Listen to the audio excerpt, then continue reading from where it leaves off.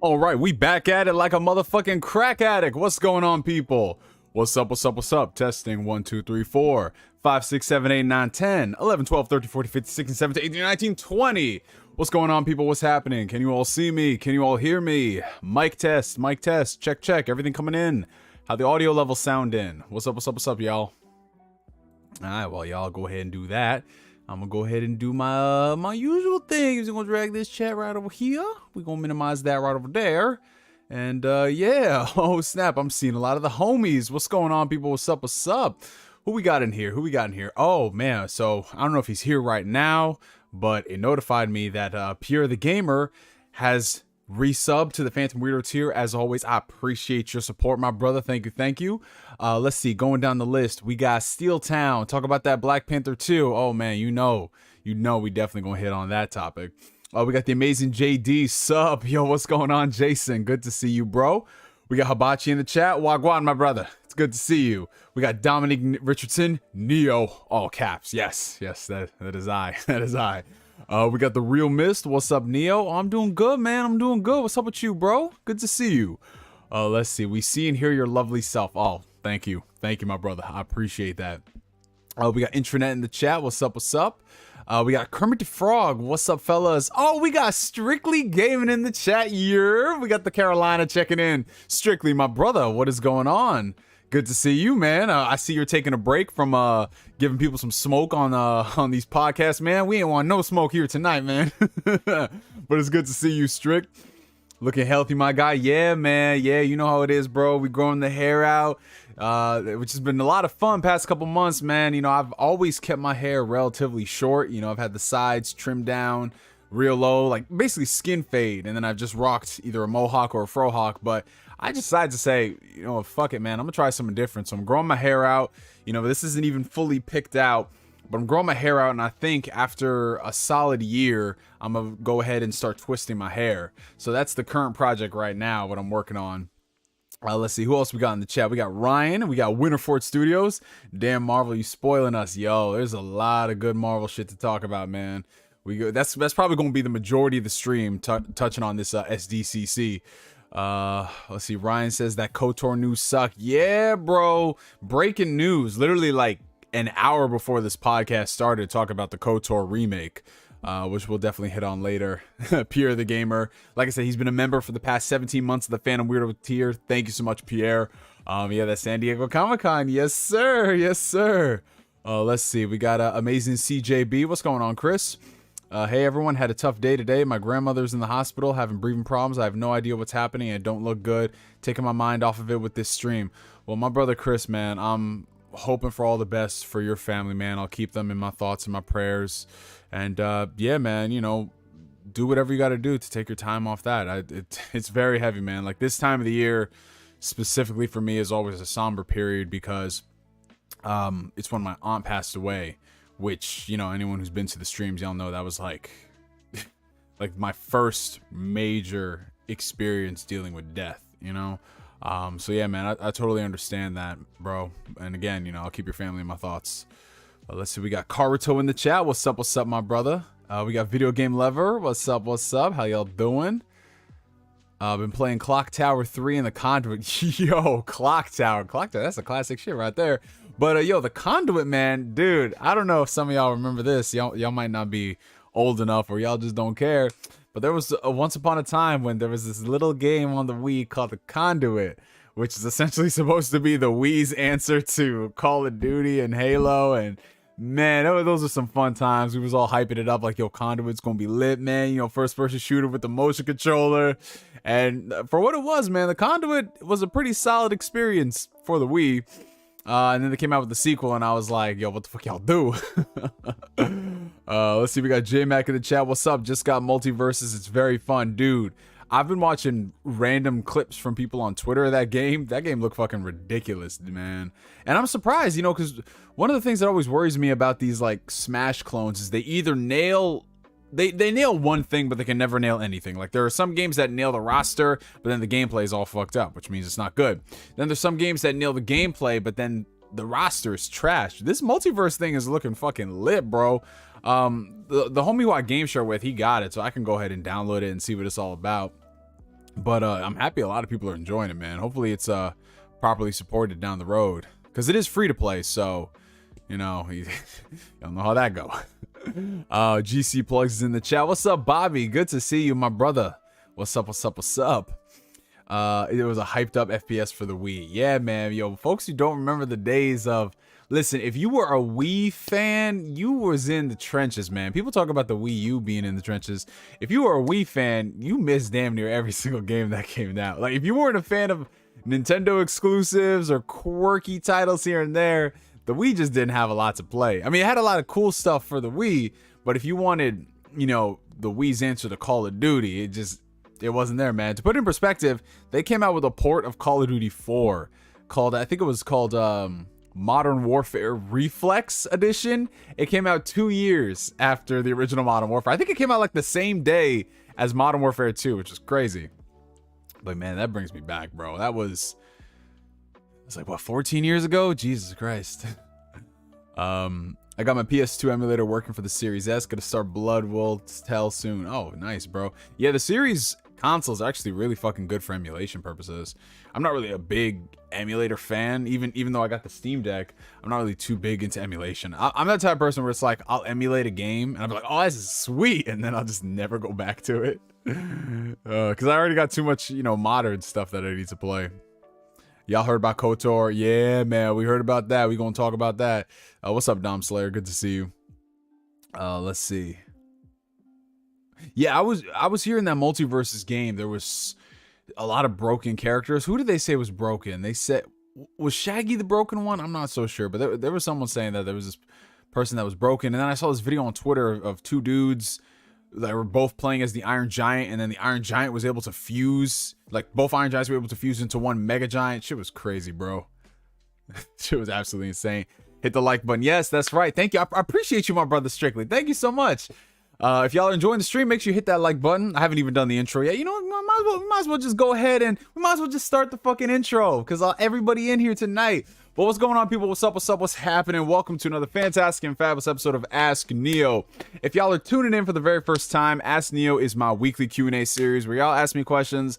I answer them to the best of my ability. There's no real flow or structure to this show. It's literally just us chilling, hanging out. Occasionally, I just have this weird fixture where I hitting my hands together like that. But I don't want to beat anybody up because I'm not that type of person. I'm a very, very, very kind person. I'm a child of God, as you guys know. And the only times I ever get angry is when people like, God, when people like Deli come into the chat. Look at this guy. Look at this fucking guy. It's Tuesday. No, right. It's Tuesday, isn't it? It's Tuesday, isn't it? But yeah, if you guys are enjoying the stream, make sure you hit that like button. It helps out the channel tremendously. And down below in the video description, y'all will find links to all of my social media outlets, from my Twitter to my Facebook, my Instagram, Discord community, the Phantom Weirdos. You know, give your boy a follow. And yeah, that's basically all we got to do, man. Let's just dive into it. Let's get back to business as usual. But what's going on, Deli? It's good to see you, my friend. How you doing? Oh, we got Alpha King 2 Real. What's up, bro? Oh, you popping big bottles? You popping big bottles on a Tuesday? I like it. I like it, bro. Let's see. Strictly says, I honestly didn't think KOTOR was coming this year anyway. PlayStation probably wasn't satisfied with what they seen and delayed it. So, I mean, that's the, you know, we might as well just, listen, for the real ones who are here, the real ones show up in the first 15 minutes. So, you know what? Let's get into this KOTOR topic real quick, because it's breaking news. I know, like, at least 3-4 of y'all have been bringing this shit up, so we might as well just speak on it. But let me just do last minute shout outs to the people who came through. We got Sensu Beam Plug. We got Julian Harris. We got Eric Williams. We got Robert Slade. And apparently we got some burping as well. All right. So let's talk about this KOTOR remake. Yes. So for those who are unaware, I think it was last year, the last big PlayStation State of Play. I think it was around September. We learned that Aspyr was working on a remake of Star Wars Knights of the Old Republic, one of the greatest Star Wars games of all time, developed by BioWare in the early 2000s, and it's getting a from the ground up remake, like not a remaster, it's a full-on remake. And since then, news has been kind of sparse about the game. I mean, there have been a couple of developer interviews here and there talk about how, you know, we want to honor KOTOR, but at the same time we want to modernize it. There was still a lot of questions that needed to be answered, and the fact that they didn't show any gameplay during that state of play, it led me to believe that, okay, bare minimum, this game is probably 2 years out, if that. So, you know, we're coming up on almost a year since then. Rumors and rumblings about maybe another September state of play. We'll see what happens. Who knows? And then out of nowhere, you know, courtesy to that man. Listen, I know y'all got beef with him, but courtesy to that man, Jason Schreier, over at Bloomberg, you know, like him or hate him, he's doing God's work when it comes down to some of this investigative journalism. You know, real journalism, not just retweeting news articles and shit. But Jason Schreier basically came out and said, y'all want to hear about this KOTOR remake? And boy, did he deliver. So I'm going to go ahead and pull up this article right quick so we can just go ahead and read this stuff.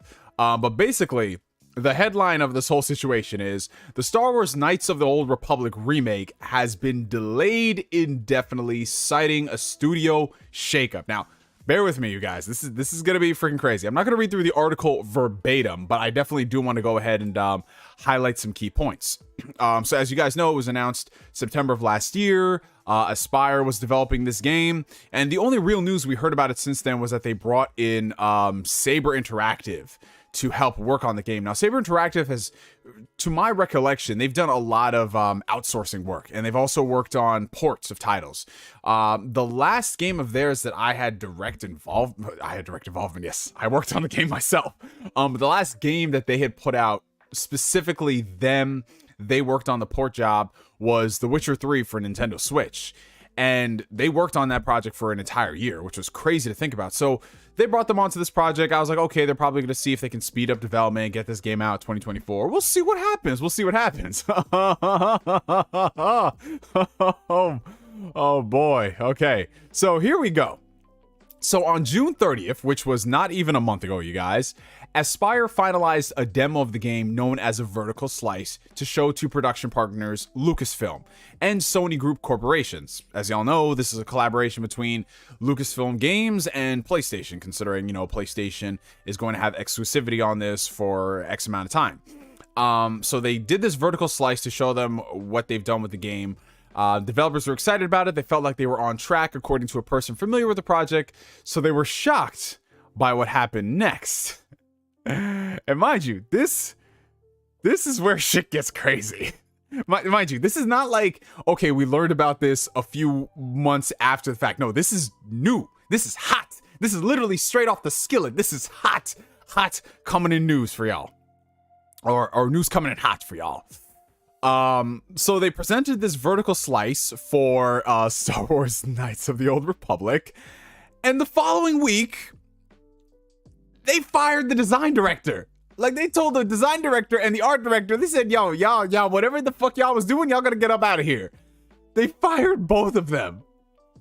Neither responded to requests for comment, but Miner, who was the art director, suggested on social media page that his dismissal was unexpected.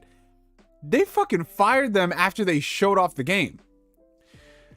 Representatives for Aspyr and Embracer didn't immediately respond to requests for comments. Aspyr's studio told head staff that the vertical slice wasn't where they wanted it to be, and that the project would be paused, according to two people who were in the meeting. One person familiar with the discussion suggested that a disproportionate amount of time and money had gone into the demo, and that the project's current course wasn't sustainable. Another point of contention may be the timeline. At the outset of development, Aspyr told staff and partners that it would release the game by the end of 2022. Now, this is what's surprising to me. They said the end of 2022. Huh? What? Like, when did they say this? When did they say this? Because to my recollection and knowledge, like, we are in the year 2022. And they said this game would be out by the end of 2022. And we haven't seen anything about this game. That's fucking wild, bro. That's crazy. But they told the staff and partners they'll release the game by the end of the year, according to two people familiar with the production. Now, the developers themselves said a more realistic target now is going to be 2025. Oh boy. Oh boy. Oh no. Jesus Christ, though. How do you go from like, yeah, we're targeting the end of the year, which is already news to me, and then now it's like, yeah, 2025. That's like a 3-year difference. I can understand a year, but 3 years? Hello. The fate of Star Wars Knights of the Old Republic remains unclear. In May, Embracer announced that Saber Interactive would join the project. Some at Aspyr believe that Saber, which has mainly been doing outsourcing work for the project, may take it over completely. And like I said, this is coming courtesy of Jason Schreier. You can go read the article over at Bloomberg. I retweeted it on Twitter. Jesus Christ, dude. So, in the span of just a few weeks after they showed the vertical slice, they fired the lead guy. They fired the art director. And now it looks like the game, for the time being, is going to be in development hell. Like, I don't know if they're going to bring in a bunch of new staff to salvage this or what, but shit is looking spooky for the KOTOR remake. Now, on the one hand, I'm not really bummed about this per se, because I already, in my mind, I envision this game coming out like 2024. Because, you know, if you don't show me gameplay, if you show me just a CGI trailer, and it's not even like a CGI trailer of the game, it's just fucking... it's just literally like, oh, here's the title and here's this guy. You know what I'm saying? Like, obviously, if you play KOTOR, you know. But if you were someone who just watched this from the outset, you're like, oh yeah, that game is probably like 2 years out, 3 years out.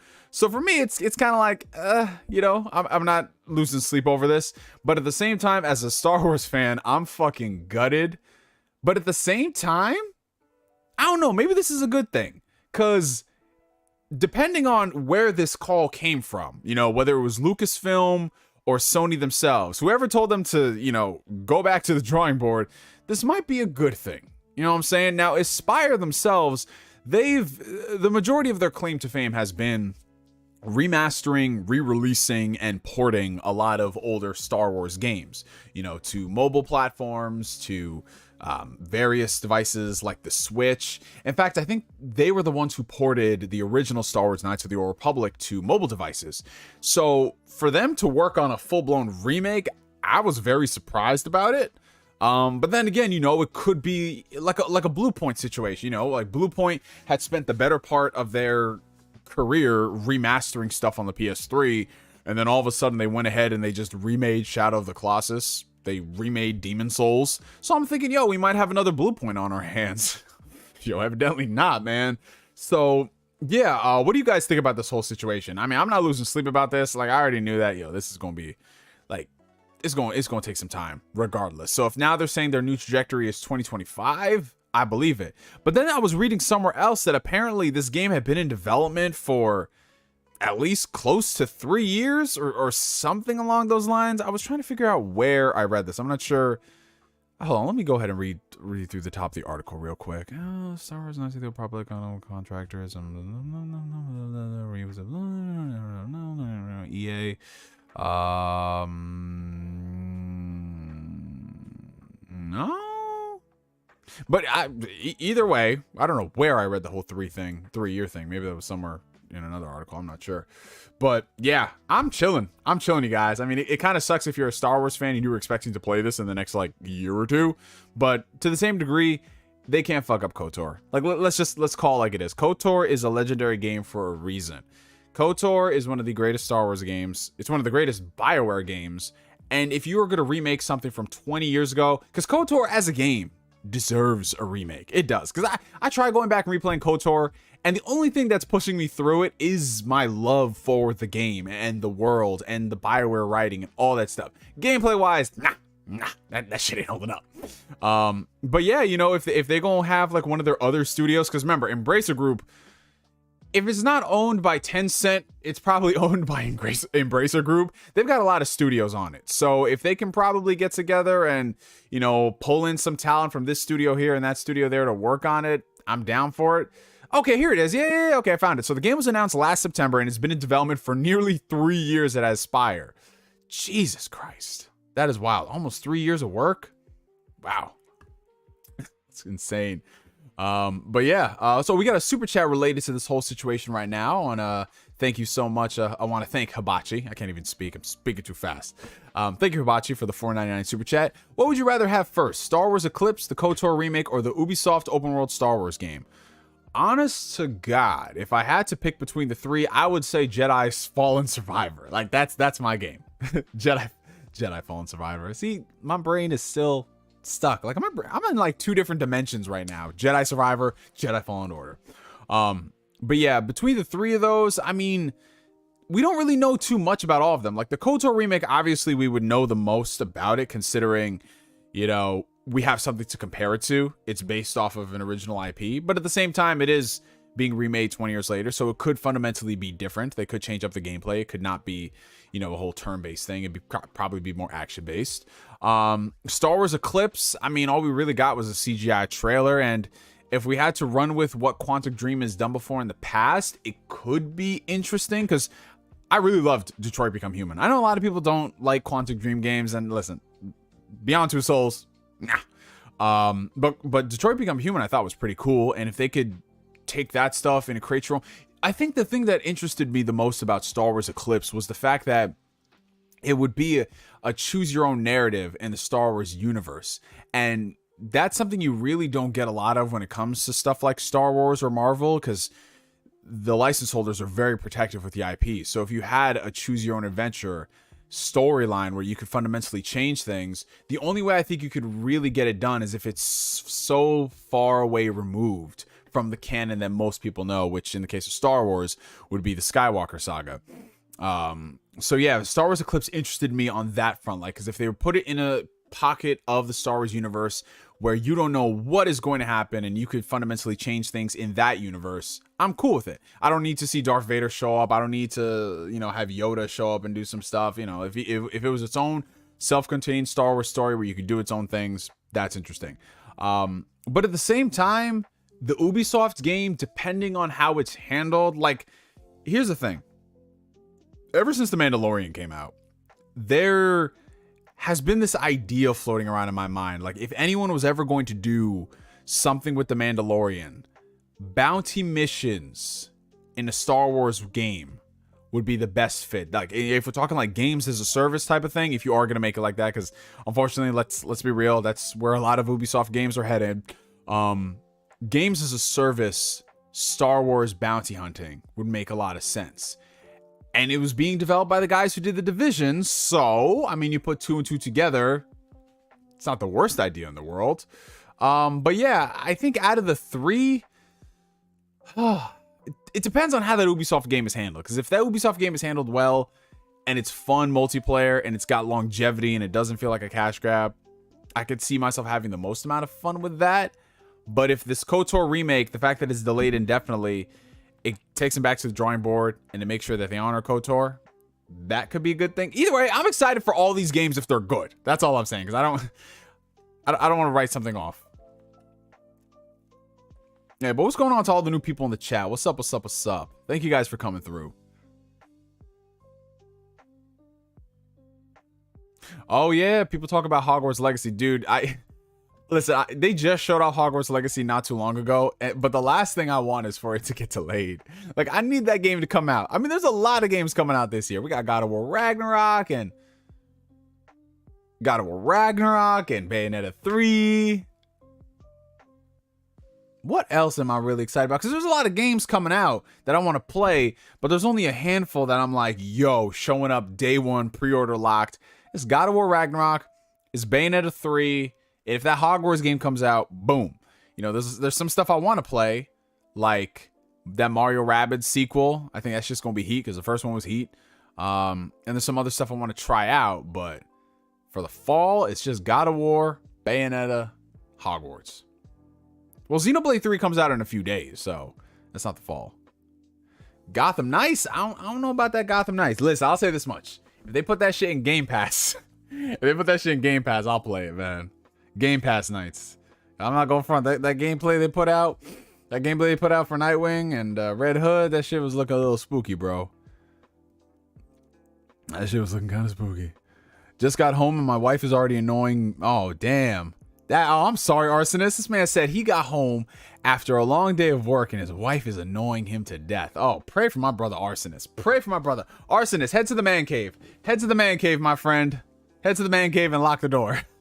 That's it, man. The more I see of Saints Row, the more it seems fun. Yeah, everyone has been saying that, man. Like, I've seen a lot of people on the timeline in the past week being like, yo, I think I'm gonna pick up Saints Row day one. I mean, I'm not the biggest fan of what I've seen. I'm sure it'll probably be a really fun game. But if anything, I'll probably pick it up when it's cheap.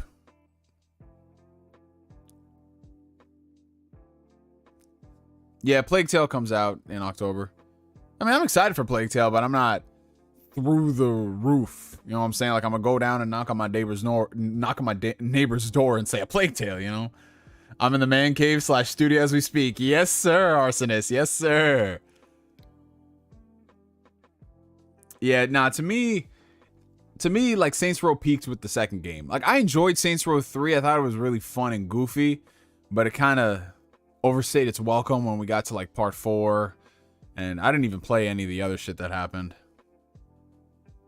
Like, they did the expansion, and then they did something else, I think. But, you know, people like them. That's why they keep doing these. And if it's fun, it's fun, you know? What they really need to do is announce the sequel to Peppa Pig. That's what they need to do, man. We need that Peppa Pig sequel on deck. On the Steam Deck. No, I haven't played Stray yet.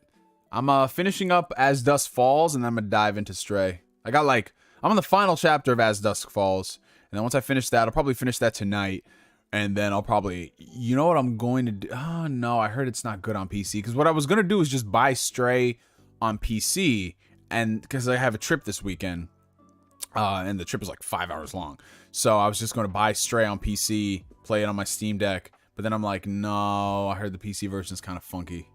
That's why you gotta get on that PlayStation greatness.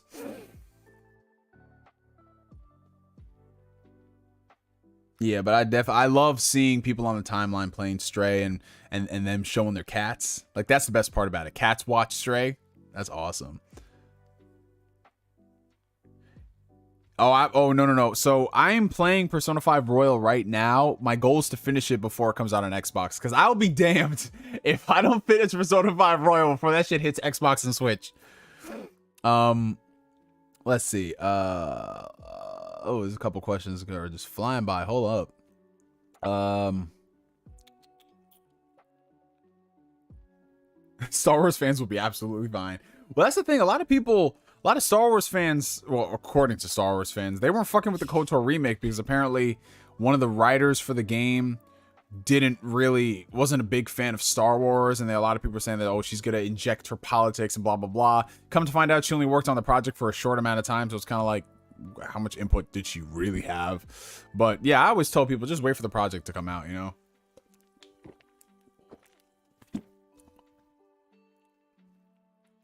Be honest, we ain't finishing it. No, Ryan. No. I promised myself I'll finish it.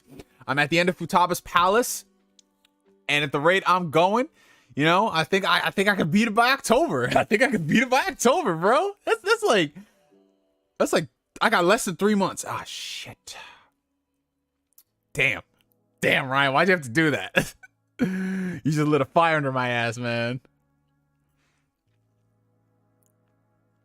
Yeah, you know, I'm willing to give the Saints Row game a shot. You know, we'll see. It's fun. Okay, hold on. We got a lot of good questions tonight. Hold up. There was one. Okay, so what do you think about The Last of Us Part 1 remake? Ooh, we're getting into some controversy. Yeah, so I'm going to save this for the Sweaty Cast on Thursday. Gabe and I are going to speak on this at length. But to give y'all a quick, like, what are my thoughts on The Last of Us Part 1 remake? Honest to God, I think it looks really good. I think that if you're someone who has never played The Last of Us before, or if you've played The Last of Us, you love The Last of Us, and you want to play it again, but with prettier visuals, better fidelity, you know, smoother, more responsive gameplay, I think you're going to have fun with this remake. But honest to God, I'm looking at this and I'm just like, I don't feel like this really needed to happen. Like, I don't think there was much desire for a Last of Us Part 1 remake if they weren't going to fundamentally change the game. You know what I'm saying? Because it's only been 10 years. And yes, you could say that, well, The Last of Us Part 1 is the original Last of Us is a PS3 game that was made prettier on PS4. Like, so this is a major step up by comparison, because you're going from a PS3 game to a PS5 game. And true, sure, but it's really fundamentally, it's not going to play that much different by comparison, in my honest opinion. I think that if you love it, and if you want to pick like a definitive version, it's going to be the PS5 one. But I'm looking at the value proposition for me personally, because that's what it comes down to at the end of the day. Whether or not you think this game is worth it is entirely dependent on you and what you look for in a game. For me, $70 for this, I can't justify it. Now, if it was Last of Us Part 1 in the style of Part 2, where they had dodge, where they had prone, and they fundamentally rebuilt the game from the ground up in that style, oh, absolutely. I would, $70 right there, day and date. I don't care. Because those are the things I loved about The Last of Us Part 2. Last of Us Part 2 fundamentally is a better controlling game. It's got way better gameplay. Everything about that game is phenomenal. Like, you can say what you want about the story, but as a gameplay experience, The Last of Us Part 2 is one of the greatest times I've ever had playing a game. And then I look at Part 1 and I feel like we're kind of going backwards. Now, if you wanted to honor the roots of what made The Last of Us Part 1, The Last of Us Part 1, then sure. But to me, charging more for it, I'm not seeing the real big difference. Now, like I said, if you are a big fan of The Last of Us and you want to play it, by all means, have fun. But for me, this is definitely going to be a $30 purchase. Like, I love The Last of Us Part 1, but I'm not rushing out here to be like, oh my God, I got to play through this. Like, sure, it looks prettier. It's going to control better. It's got like some of the features from The Last of Us Part 2. But honest to God, I'm not in a rush to play that. But that's just me, man. It is what it is, man. $2 from the Sensu Bean plug. Thoughts on The Last of Us HBO show? Oh, that's funny. It's funny. Oh, it's all Last of Us topics. So here's the thing. I'm excited for it because the guy who's showrunning it worked on Chernobyl, which is, in my honest opinion, one of the best shows that's come out in the past couple of years. And he's working on this, and he's working very closely with Neil Druckmann. So to me, it feels like this show has all the makings in it for it to be good. Now, that doesn't fundamentally mean that it's going to be good, because you could have great talent work on something and then it ends up being ass. Likewise, you could have unknown talent work on something and you think it's ass and it ends up being really good. I haven't really seen any major red flags per se to be like, okay, this show is done, I can't stand it. I mean, there was Pedro Pascal coming out here and he said that he didn't play the Last of Us game because he didn't want his performance to be influenced by something that came before, which I feel like is very weird, because if you're working on a game that is based off of something, or I'm sorry, if you're working on a show that is based off of something and you don't go back to the source, at least to understand why this character is the way he is or she is or they are or whatever, it's very strange to me. Now, to the same degree, though, you can apply this to the Marvel movies, because not every single actor who's in the MCU has read all of the comics that their characters are based off. Like, there's just so many of them, and depending on who's writing those comics, those characters can act completely differently. So exactly where do you come from? Where do you pull from?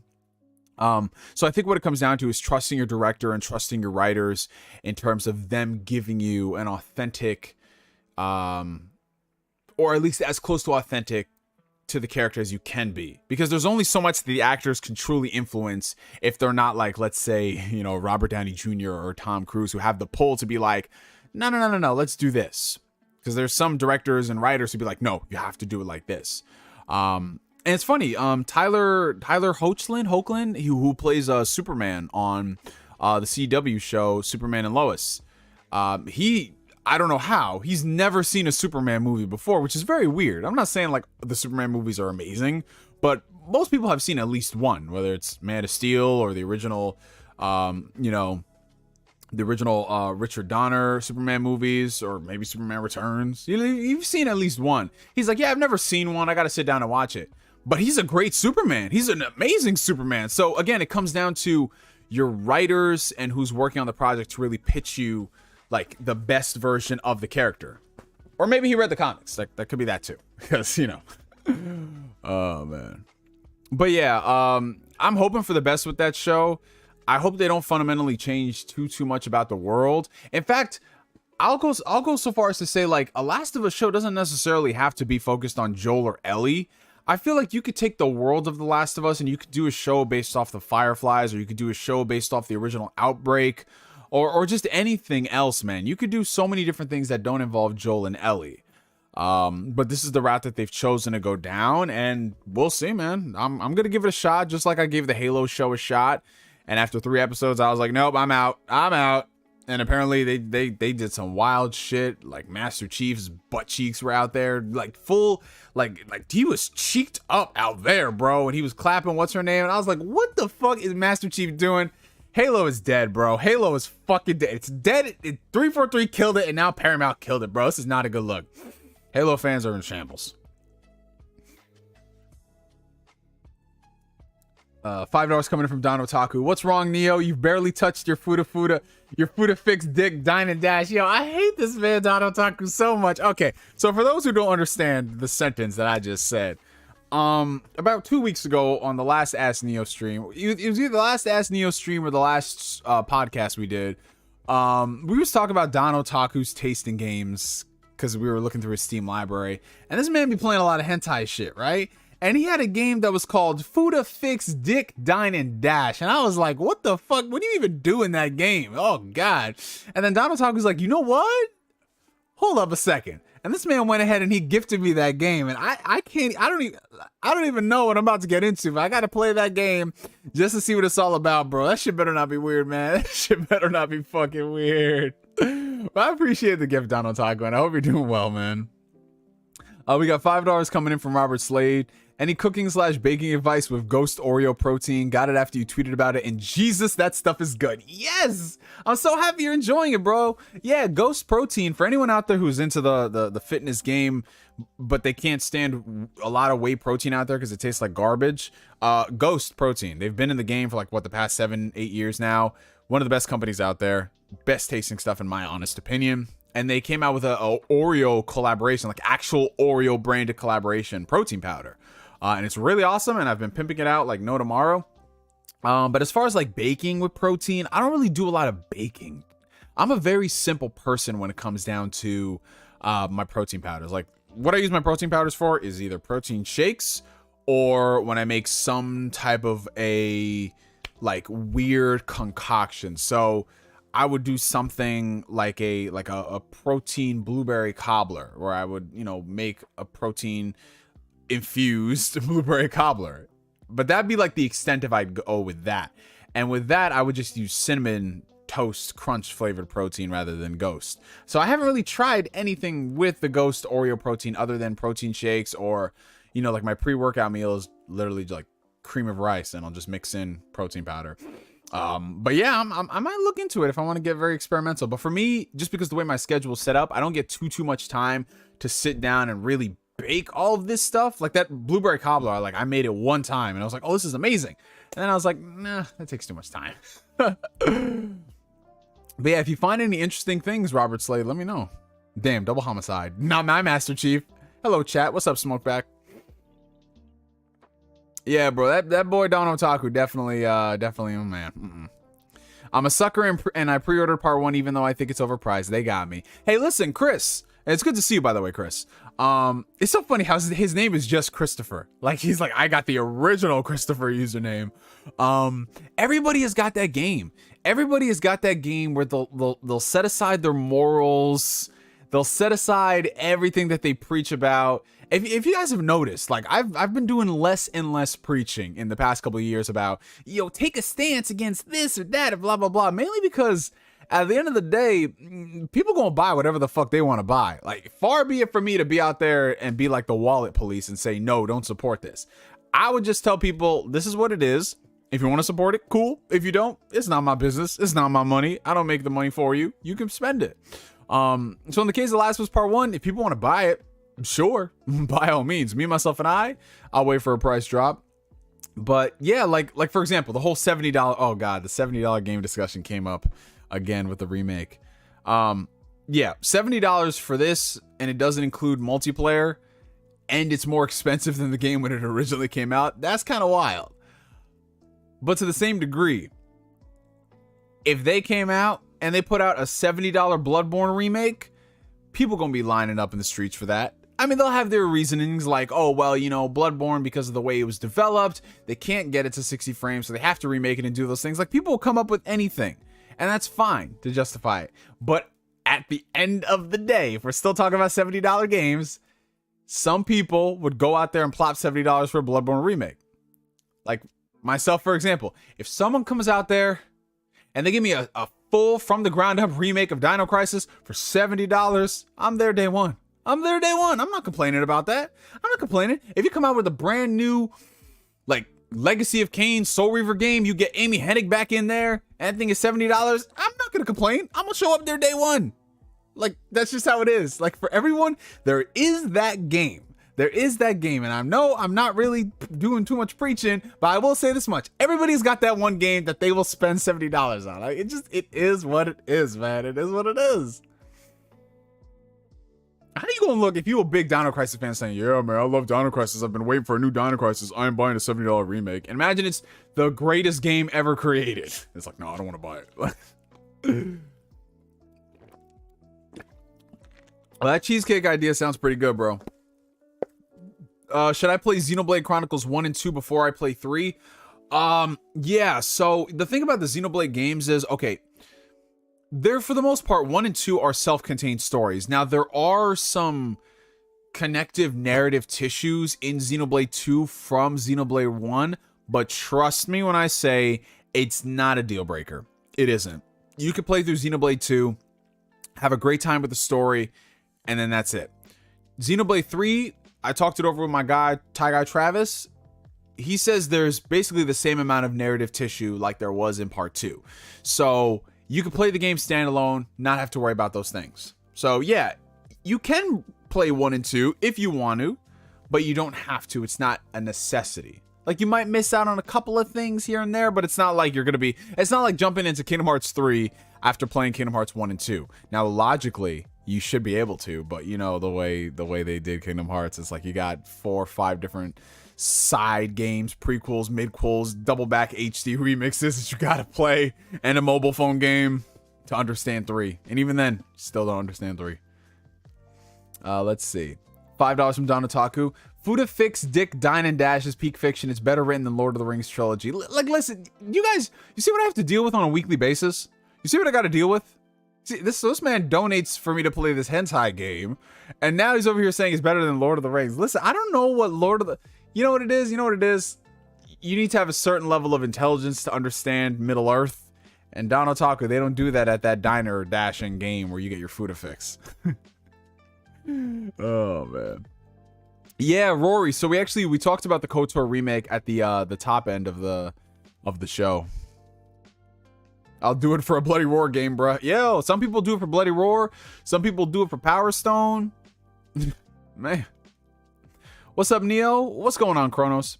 I've been playing Mass Effect Legendary Edition, and Mass Effect 2 is leaps and bounds better than the first. I really do like this franchise so far. Yes, Mass Effect 2 Master Race has entered the chat. Listen. I know everyone's got their preferences on Mass Effect 1, Mass Effect 2, Team Mass Effect 1, Team Mass Effect 2. Listen, there's only one right answer, and it is Mass Effect 2. All y'all people out there saying like, well, Mass Effect 2 is not as much of an RPG as Mass Effect 1. Alright, sure. But I bet all those Mako missions y'all doing and saying that's peak fiction. That's peak fiction. Listen, y'all can take those complaints about Mass Effect 2 and just drive away and do your Mako mission. That's all I can say. Mass Effect 2 is the GOAT. I don't care if it's a dating simulator, man. I don't care if y'all call it a dating simulator. Sure, Mass Effect 2 is a dating simulator, but you know what? We get bitches in Mass Effect 2. Mass Effect 1, you get Mako missions, bro. With the whole 3 color palettes to the entire game's name. Golly, man. And I love Mass Effect 1. I love Mass Effect 1's story. But listen, some of y'all just be playing that game. Oh, man. All right. I'm gonna stop. Shout out to the Mass Effect 1 fans, man. Shout out to y'all. Y'all don't know better, but shout out to y'all. Okay, so we got $2 from Sensor Beam Plug. Bro, do you remember this game called Mercenaries?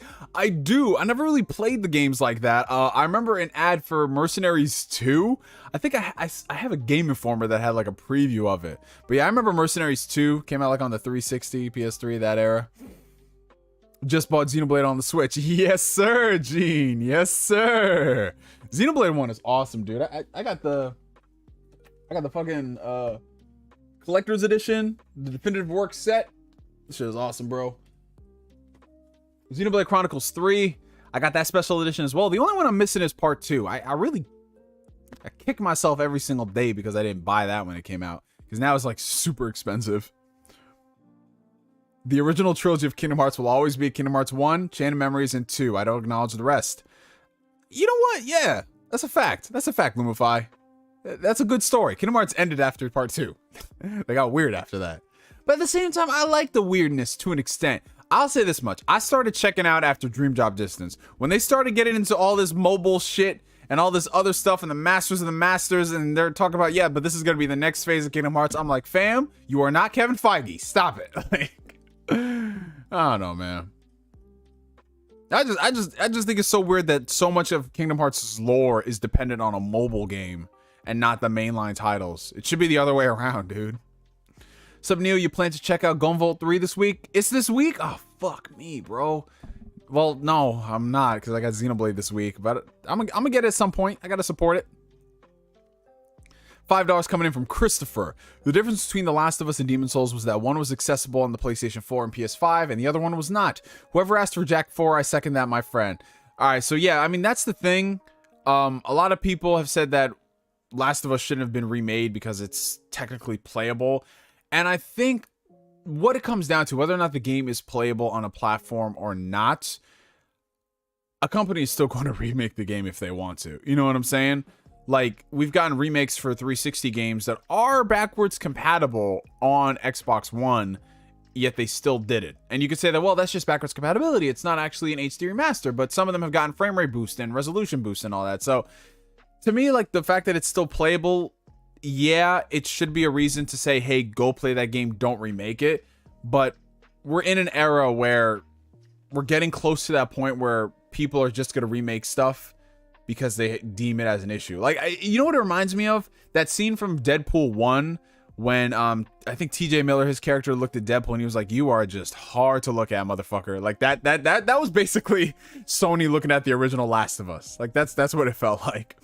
But yeah, no, but here's the thing. Honest to God, I don't think Naughty Dog is capable of remaking Jak and Daxter or making a new Jak and Daxter game. At least not the Jak and Daxter game that people would want. Because they tried to make this game, you know, many moons ago, and it wasn't working out for whatever reason. And I think what a lot of people got to realize is that a lot of people who are at Naughty Dog right now and the talent that they're attracting are not people who want to make a Jak and Daxter game. They're people who want to work on the future of Last of Us or Uncharted, or they're excited to see what comes next. It's not in Naughty Dog's DNA anymore, unfortunately. Now, a company like Insomniac, who, you know, they're very pro Ratchet and Clank and they'll always keep that series alive. Of course, you're going to have people who want to go to that studio and be like, oh, I want to work on Ratchet and Clank. And yeah, they'll probably get their chance on Ratchet and Clank, or they'll work on another game like a Spider-Man or a Wolverine. But it's in that company's DNA. Naughty Dog is a very different studio from what they were back in 2005. They are extremely, it's counterintuitive to their vision. And, you know, if you're a fan of Jak and Daxter like I am, I mean, it kind of sucks. But at the same time, a Jak and Daxter game made by current Naughty Dog would not be the Jak and Daxter that people would want. I think you just need to get another studio to work on it. Like, some of these studios, they can't go backwards. You know what I'm saying? Like, if they have a lot of the same talent, sure. But a lot of the talent, because the thing about the gaming industry when it comes to talent is, I'm sure you guys have noticed this, it's a lot of young people working on these games. A lot of people in the gaming industry, they either get burnt out or they move to other companies and they do different things, or they start their own studios or what have you. So it's not a case of like, okay, you work at a company, you're with the company for like 25 years or blah, blah, blah. It's mostly a revolving door of talent, unfortunately. And, you know, that's just how it is. Hey, what's going on, Maddie? What's up, my brother? Comes in with a Thugnificent song. What's good, weebs and mayo eaters? Corey Gryffindor, what's up, bro? I bought the Kingdom Hearts collection. I only played 1 and 2 and I watched the rest on YouTube. Oh, nah, man. You got to go ahead. You got to run back Birth by Sleep. Birth by Sleep is one of the most important Kingdom Hearts games. It's awesome.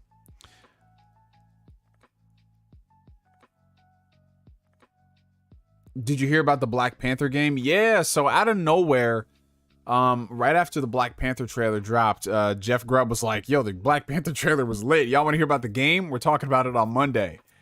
And everyone was like, what? What the fuck you mean a Black Panther game? So, courtesy of Jeff Grubb, it turns out that there is indeed a Black Panther game in development. Now, from my recollection, you know, you guys can fill in the gaps on anything I forget. But this is going to be a Black Panther open world RPG developed by this brand new studio that EA started up not too long ago. It has former talent from Monolith, who worked on the Shadow of War games, you know, based off of the incredible franchise Lord of the Rings. You know, Don Otakus, we know you guys, you can't read, so, you know, can't appreciate. It is what it is. But yeah, so it's got talent from that studio. They're working on it at the new studio, I believe in Seattle. And it's being published by EA, which is very surprising because EA is the last company you would think of that would be like, yes, we're going to greenlight a brand new single player focused open world RPG. Because when you look at EA's track record, especially what they've done to a lot of studios, it's like, kind of nervous. But I have a little bit of hope in this project as far as the EA front is concerned, because if anyone hasn't noticed, Jedi Fallen Order was a huge eye-opener for the company. That game sold like, I think, what was it, like 20 million units, something insane like that. And then they have like even more active players, because, you know, they did give the game away free on some platforms at some points. So that game was a huge eye-opener for EA, and they're just like, but we thought single player games don't sell.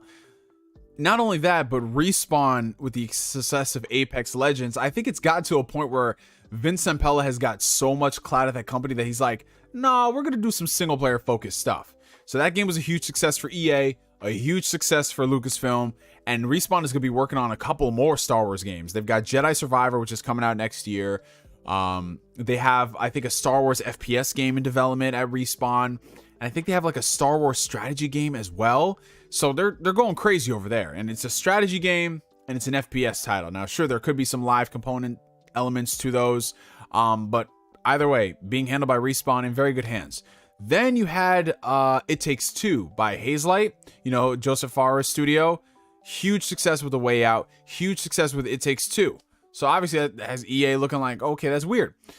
Then you had what happened at BioWare, where it's just like, okay, we're going to reboot Mass Effect and we're going to reboot Dragon Age. Now, obviously those games are a few years out. Now, the jury is still out because BioWare of now is not BioWare of before. But if we're going under the guise of EA is going to let these studios do their thing, maybe those games, fingers crossed, will end up being good. But to start a whole new studio where you poached talent from a single player focused game and you're working on a Black Panther title, to me that's exciting. Now, we don't know too much about this game because it is still very early in development, so the soonest we could probably see this is probably 2 years from now. Like, that's the thing, unfortunately, a lot of us, we got to get used to. A lot of these games that have been announced that we're hearing rumors about that come out with CGI trailers, they're probably 2 years out. And when you factor COVID into the mix, could be 3+ years out. I mean, look, like we're 2 years removed from the announcement of Fable, and we still haven't seen shit about that. That's probably like 2024, 2025. But Black Panther, the one little bit of news that we got from it was that apparently, from as far as the story is concerned, you're playing as a new Black Panther following the death of the previous one. Now, they didn't give any specifics about who that Black Panther was, whether it was King T'Chaka or it was T'Challa himself. But the way it's sounding from the wording, it sounds like this might be a create a character type of Black Panther game where you're just doing your own thing. I mean, that's what it's sounding like. Obviously, it could be fundamentally different. Things could change from now and when the game comes out because, you know, games, what they start out at are usually not what they end up at. Game development is very, very crazy like that. But I'm going to run with the guys that this game is following the death of T'Challa. I'm just gonna run with that. I'm not a big fan. I'm not a big fan of this weird erasure of T'Challa's legacy from the mainstream. Now, here's the thing. I got nothing but love, respect, and admiration for Chadwick Boseman, the late great Chadwick Boseman, taken from us far too soon. I respect Marvel's decision to not recast the character. Even though, as a Black Panther fan, as a fan of King T'Challa, I feel like that's doing a disservice to the character because the character's legacy, and I say this with no ill will or disrespect to Chadwick Boseman and his family and his friends. The character's legacy transcends any actor who's played him. There is going to come a time where the actors who have played characters in contemporary media, from Batman to Spider-Man, they are going to pass away. But the characters are still going to live on in comics and TV shows and video games. And I don't think, if this game is going to follow T'Challa's death, which, like I said, we don't know anything about it, but if it's following T'Challa's death and you're playing as a character who's not T'Challa, create a character otherwise, that's a huge disrespect to the character's legacy and the type of stories that we could be getting. It's already an L that we're not getting those stories in the Marvel Cinematic Universe. There's so, like, we hadn't even scratched the surface of what T'Challa's character was capable of. But now you want to take that away in the game realm as well? I'm not a fan of that. Truly, I'm not. I think that there are better ways you could go about it, rather than just erasing a character's legacy because the actor associated with him passed away. And again, I don't say this to like disparage anything about Chadwick Boseman. He was a phenomenal human being. You know, we're not just talking about an actor, like a human being. Like, that man was incredible. But the legacy of all of these things, like, you can have multiple feelings about certain things, because that's what makes us unique individuals. You know, we don't want to put ourselves in a box. You know, like, there's going to come a time when, you know, Tobey Maguire and Andrew Garfield and Tom Holland pass away, but there's still going to be Spider-Man stories being written. And I think, especially as someone who's Black, what Black Panther was able to do, the cultural shift, what it was able to do, and now that we're not able to reap the benefits of that and show that, hey, we can get more products with Black characters that have so many stories, Black characters, African characters. We can tell more of these stories with these people, an African king. And it's just like, no, we can't do that with T'Challa. We just can't. So we're either going to try to retrofit it with another character, or we're just not going to do it at all. Shit, man. I don't know. We'll just have to see what they do with this game. We'll see what happens. But yeah, if it's going to be a different character, like if T'Challa dies, like who would honestly take over? Like, who would you play as? Like, if you're looking at the worlds of Black Panther, the characters that would take over, I mean, there's not really that many, you know? And if it's going to be a creative character, like why? Like, a creative character is just going to be a Black person and then that's it.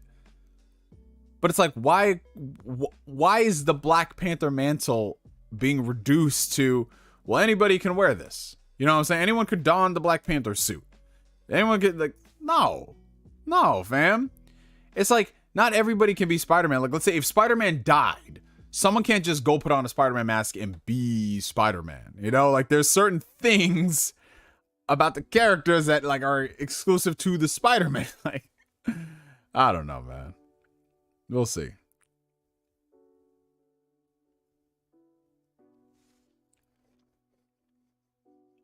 It's like how some people in the Power Rangers fandom believe that once Trang, who played Trini, the original Power Ranger, died, they assume her character also died. Yeah, I mean, it's one of those, like, sticky situations. It comes down to damned if you do it, damned if you don't, which, again, I understand why Kevin Feige wouldn't want to recast the character. I get it. I respect it. But, like, oh, you know, like, come on.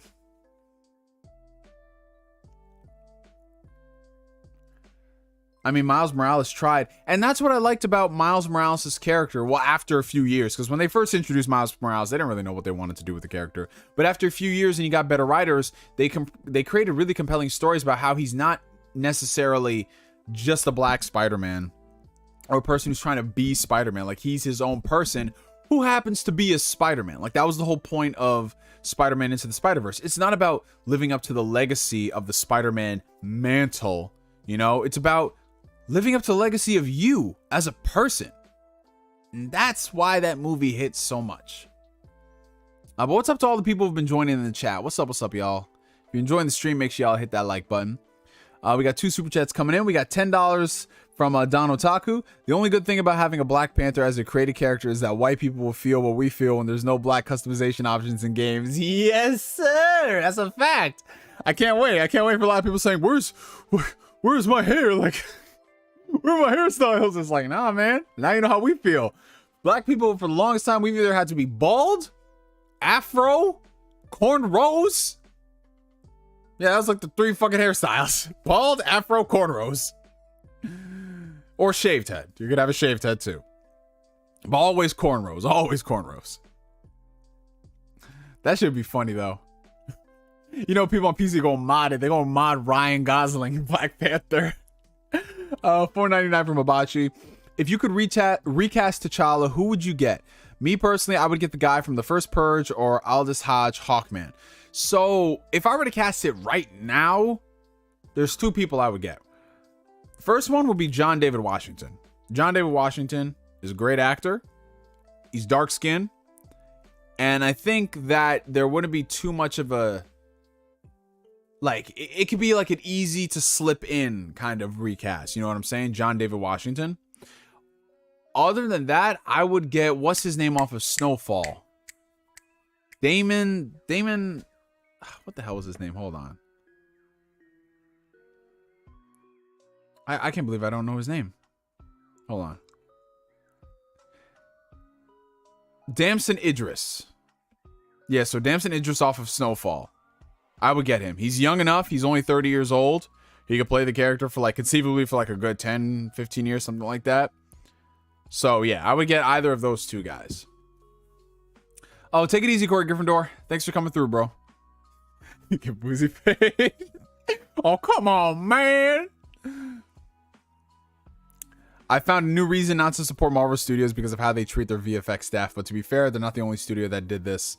The Sonic movies did the same thing. Yeah, they closed down a whole studio like before the movie came out. I remember correctly.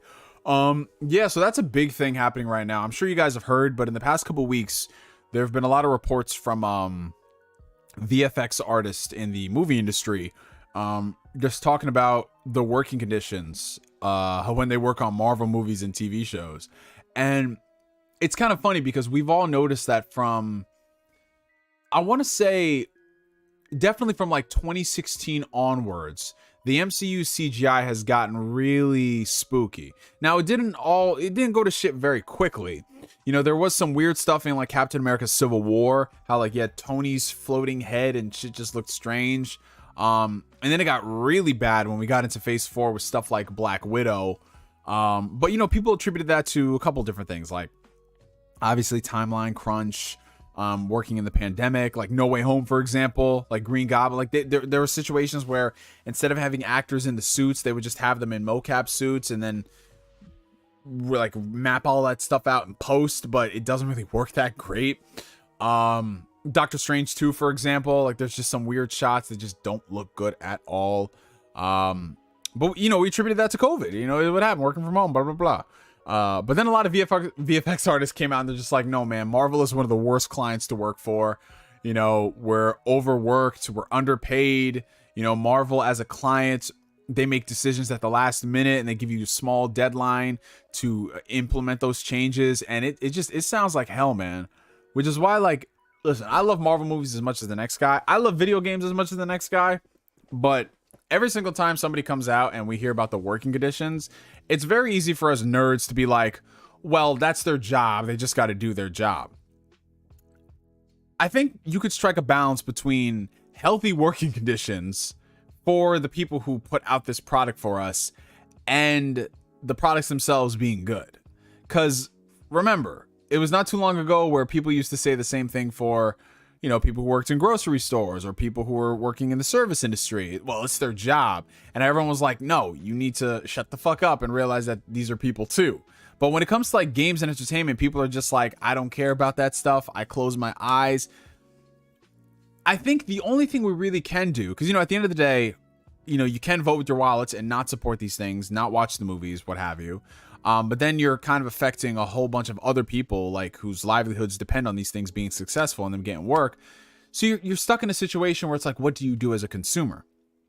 I think the important thing that we can do, what is the most important thing, is at least bring awareness to this stuff. So when people are talking about this stuff, speak about it, retweet it, blog it, share it, what have you. I'm not saying it's going to fundamentally change things overnight, but it's still something worth talking about. Because, bro, that's crazy. Like the VFX artist saying like, yeah, like I haven't had a day off in 6 months. You know, I go to work and my coworkers are crying. Like, that's fucking insane. And it's not just Marvel. Marvel's not the only client, but Marvel has gotten so much more output out of these studios because, you know, they have multiple shows a year, multiple movies a year.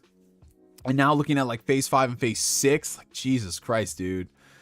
So yeah, it's definitely a topic worth discussing. And yeah, I really hope more people speak out on this because, you know, Marvel, they've got, bro, with the amount of money that these movies are grossing, like they can pay their people or at least not rush all this stuff out. Like, my God, dude, like just take some extra time. Like, bro, it's not that serious. Like Marvel fans are trained. Like they are trained to wait for this stuff to come out. Like if you can push it back, give it an extra 6 months time, do that. But, you know, there's the powers that be that say, no, we have to release this at this time to capitalize on XYZ and blah, blah, blah. You know, it's just capitalism, bro. It's just capitalism.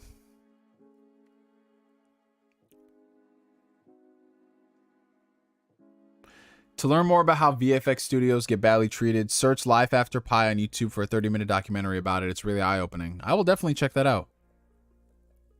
I work at a VFX company at the moment in IT, but a lot of the staff get paid terrible. Yeah, that's the thing. A lot of people, they look at like what VFX artists make, and it could be anywhere from like $65,000 to I think like 80 something when they first start out. And a lot of people look at that and they're like, well, that's great money.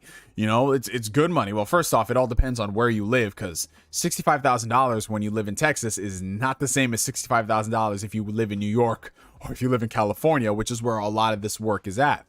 Or just in general in the entertainment industry. So obviously the cost of living, and then also sometimes it's not about how much you're getting paid when your working conditions are terrible. If you're coming to work and you're dreading what you're doing and there's so much crunch and it's literally like 65-hour work weeks, that is literally 10 plus hours a day for almost an entire week if you get a day off. Like that's a lot of stuff. That's if you're working 5 days a week, that's 12 5-hour that's 5 12-hour days. And that's not even counting the extra time you might be doing off the clock when you're at home, or if you get like an email saying, oh, we need to do this or that. That's a lot of shit, man. Oh yeah, Thor. Listen, I've already blocked Thor Love and Thunder out of my mind. But yeah, the VFX of Thor Love and Thunder were absolutely terrible. Absolutely abysmal, man. They shot that shit in my basement, bro. That's how bad it looked. Hey, B-Rex, good to see you, man. Glad you made it to the stream. If you guys are enjoying the stream, make sure you hit that like button. Helps out the channel. Let's see.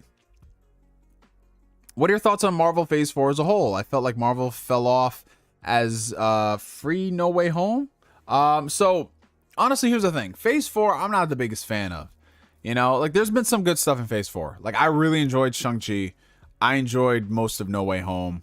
But other than that, I'm looking at all the other stuff and it's like I only enjoyed aspects of them.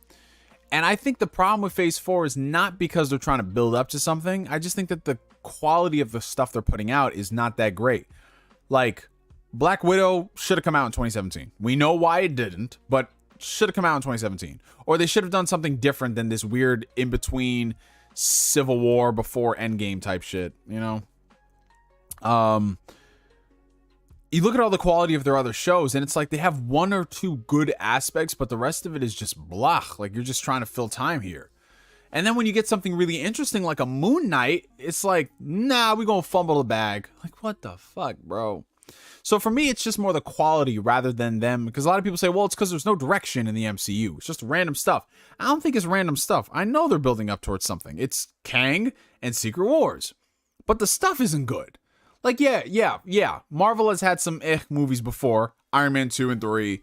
Thor 1 and 2. Like, yeah, sure. Captain Marvel's not good. But for the most part, they've put out some good movies. Solid, entertaining movies that are good on their own. Like Guardians of the Galaxy, Captain America, Winter Soldier. Like, that stuff is cool. Like, where is that level of quality, though? Where's the Winter Soldier, not in terms of tone, but the Winter Soldier in terms of quality? Where's the Guardians of the Galaxy in terms of quality? Like, all this shit that they're doing, man, it, like, not to disparage people, but this looks like just people who just came fresh out of, like, high school or college, and they were just on forums, like, okay, we'll do this. Like, fuck.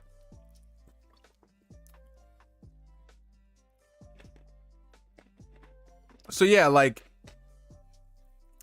I'm still a Marvel fan. I'm excited for what they're doing in the future. But, bro, I looked at that announcement from San Diego Comic-Con, and I'm looking at the stuff they're putting out, and I'm not really that excited about any of them. I'm excited about Avengers. I'm excited about Avengers 5 and 6.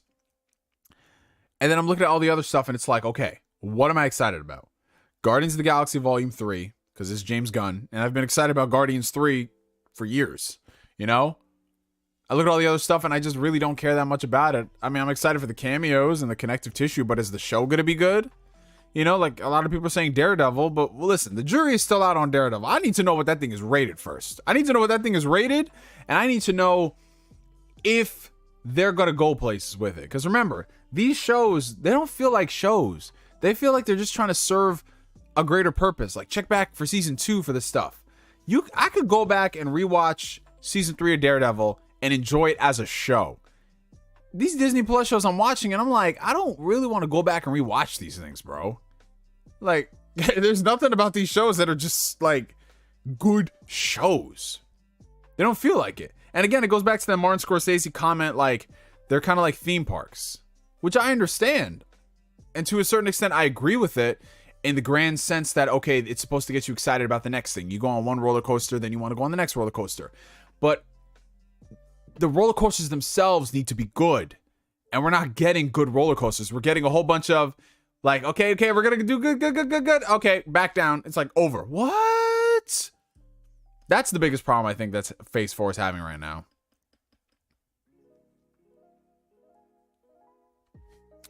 Yeah, Blade, listen, jury is still out on Blade. Jury is still out on Daredevil.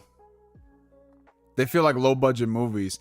And that's the sad thing, because they've got, like, big-budget movies budgets, you know? Like, they're all, like, 200 plus million, some shit like that, but they look so janky. Like, my God. They just need to figure out, like, what is a TV show and what is a movie. Because none of these feel like they're structured like TV episodes. They feel like they start and they're trying to be told over multiple episodes, but it doesn't feel like a movie because it's 6 hours long. But at the same time, it doesn't feel like a TV show where it's like a beginning, middle, and end of an episode. It's just off, dude. Flame, what's going on, dude? What's up, bro? Good to see you. And we got $5 coming in from the homie Flame. Thank you. Bro, what the hell? I didn't get a notification from this stream at all. But anyways, man, I hope you're doing well, and no copium from me, MCU right now. Yeah, man. It's a little bit of an MCU. It's not slander. It's just, you know, we speaking. Listen, I just want like a Winter Soldier to come out and be like, yo, this is why I fucks with Marvel movies. In the meantime, we get some weirdo shit, bro.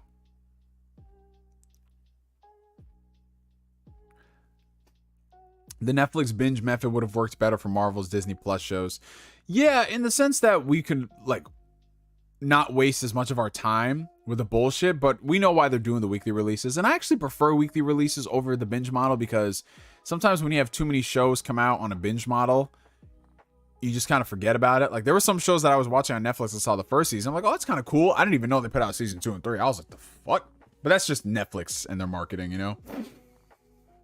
Yeah, notifications for YouTube. And I think it's also because I didn't do a stream last week. So, you know how YouTube, if you don't do something on your channel for a while, it's kind of like it throws you out of the algorithm in the loop. So that's why I always tell people to, like, hit the bell icon, follow me on Twitter so you know exactly when I go live. But yeah, I mean, there's still some things I'm excited for in the MCU. You guys know I love Marvel stuff. I'm excited for Ant-Man because Kang is in it. Basically, I'm excited for anything Jonathan Majors is in because I love Jonathan Majors. He's awesome. But yeah, listen, like I don't have like that, not blind hype that I did, but after I saw what they did in Thor: Love and Thunder, I lost all hope for them trying to hype shit up. Like, yeah, we got Gore the God Butcher. I'm like, yo, y'all niggas butcher Gore. Like, fuck.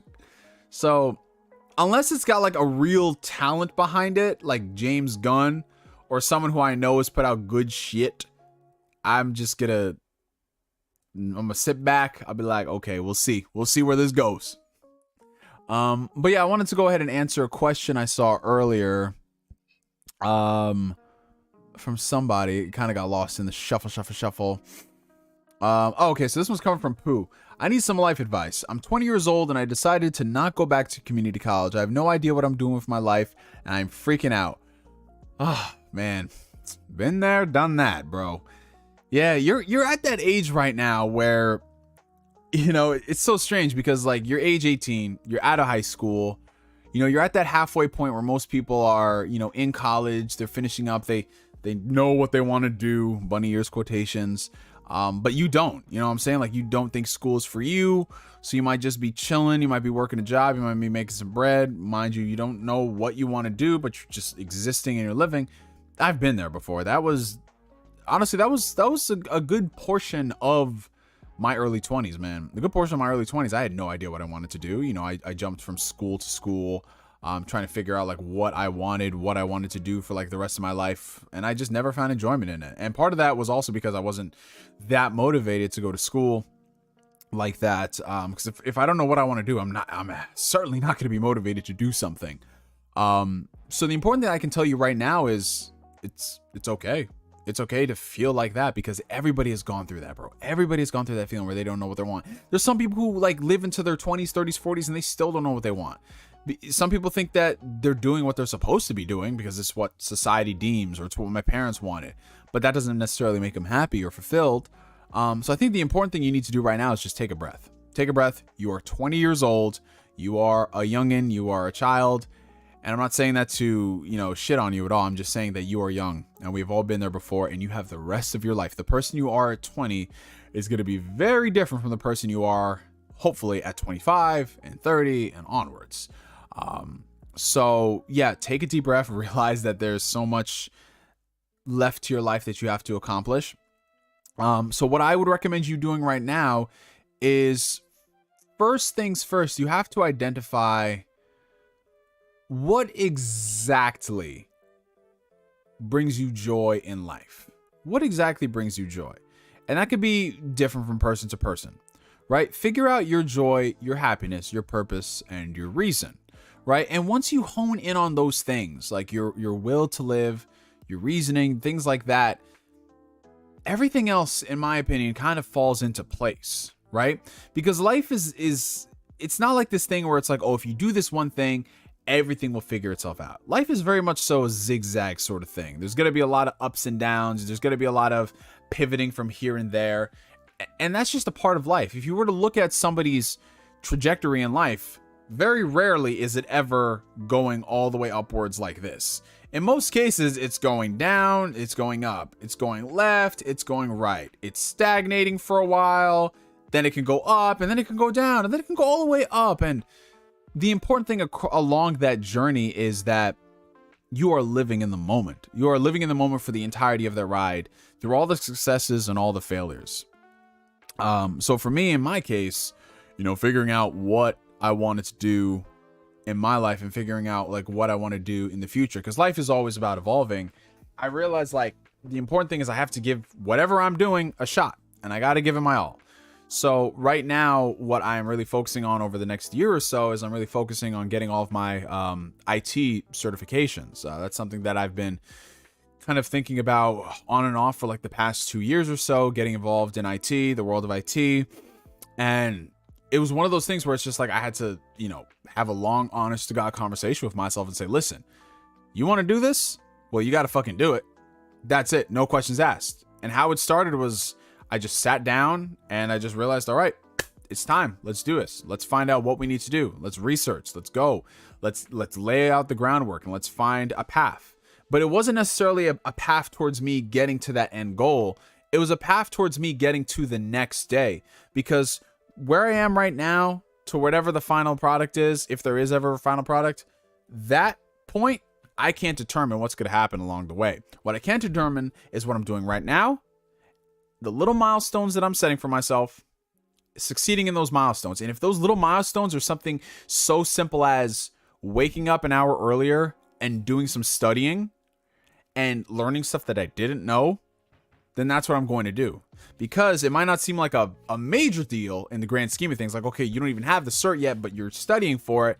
That stuff piles on. And then once you do that, by the time you get to that goal, right, you get that certification, it's like, oh shit, I can apply all of this other stuff, like all this knowledge I learned, to different aspects of my life. Like similar to the gym. The gym is not about, you know, having the best workout plan or the best diet or whatever. The gym is literally about showing up and realizing that every single day in the gym is putting in the work. And then outside of the gym, it's also putting in even more work and understanding and bettering yourself. So basically what I'm saying, like just rambling across, you know, so many different, you know, different avenues.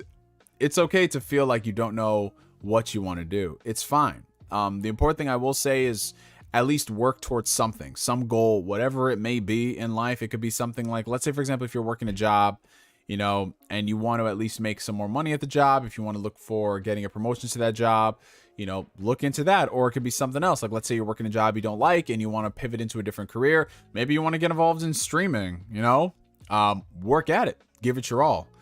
But the important thing is to just be present and live through those experiences for yourself rather than living for somebody else and all those other things, you know? And again, I can't stress this enough. Living in those moments, taking those breaths and embracing everything that life has to offer is the most important thing, because you're going to come across so many different things in life. You're going to meet so many different people who could take you in so many different directions. But the important thing is being present and giving it your all for whatever it is.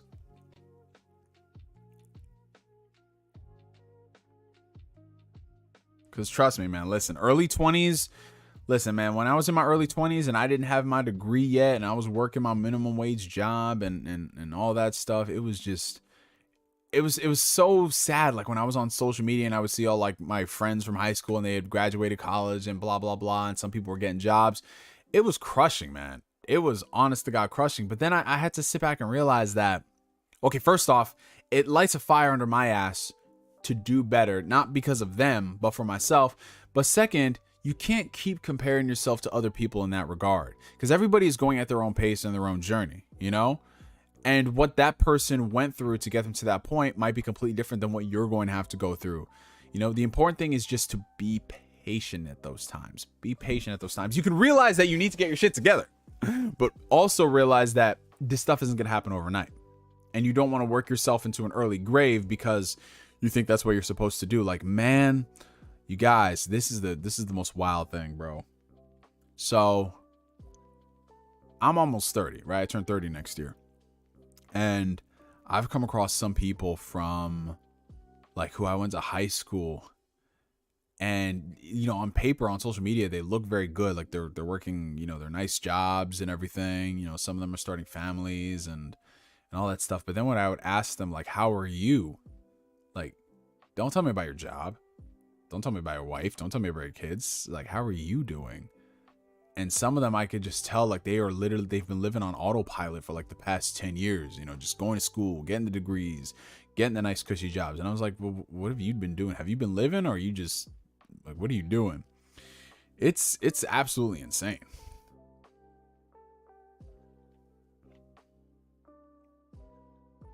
And you have to realize that your path can look completely different from somebody else's, but that doesn't mean it's bad. You know, like just think about all the different paths in life. Like the first person who probably wanted to make movies for a living, people probably laughed at him. Like the first person who wanted to make video games, people probably laughed at him. Like there's so many different things. Like, for example, some people are saying, you know, I do freelance photography, I do this, I do that. I mean, the important thing at the end of the day is that you're living your life, you're paying your own bills, and that's what really matters.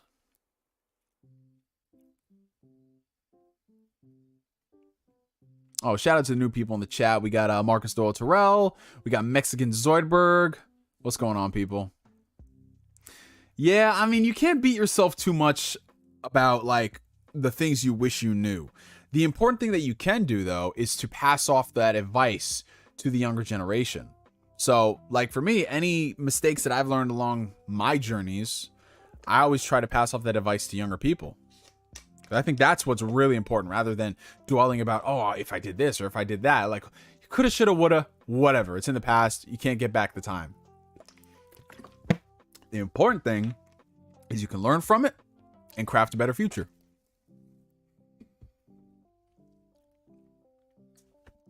I have to give a speech presentation in front of a wide audience, and I know I'm going to get nervous. Do you have any tips for someone who's nervous?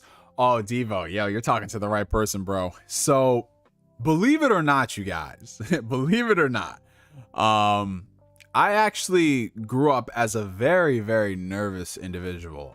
When it came time to speak in class, I was that person that was always counting like how many kids were ahead of me and what line I would have to read. Right? Like I was that guy. Like it's so strange because people look at me now and I'm just very loud and I'm rambunctious and I can talk and blah, blah, blah. But it took so many years for me to get out of my shell. And honest to God, the biggest help in that process was just speaking more. If you go back on my early videos and you looked at the way I spoke and how timid and nervous and shy I was, you notice that I had a tendency to like speak so much. Like I would do word vomit. I would just be speaking, all the other stuff. And one thing I learned about so many years of making videos is that it's okay to streamline the things. You don't need to say everything in the world just to say it. You can streamline the stuff and then go from there. So in your case, Devo, I would say, first things first, take a deep breath, right? Take a deep breath and also take your time when speaking. Because a lot of the problems that people run into when it comes down to speaking and trying to find a way to effectively formulate their thoughts, it's because they're so nervous. So they speak really fast and they feel like if they speak really fast, it'll come to a point where like it'll be over and done with. So the sooner I say it, the sooner it'll be over. Like the quicker I say it, the quicker it'll be over. But then you run into a lot of situations where you kind of lose your train of thought and you go off on a tirade, or you get stuck in a situation where you're umming or you're repeating yourself so many different times because people don't understand what you were saying. So what really helped me was taking the time to give every single word its time in the spotlight. Now, I'm not saying you should just be speaking so slow and accentuating everything. But if you have like this sentence, speak. Just speak it, man. Try different ways of speaking it. Get into like a flow. Like let things lead in organically. Don't make it sound too robotic. Take your time with it. Play around with it. Make it sexy, flirty, things like that. But the important thing at the end of the day is realize that this stuff doesn't happen overnight. It takes some time. It takes a lot of time. But remember, we've got all the time in the world. Pierre the Gamer says, I got my 2 associates and my bachelor's and I still don't have my dream job.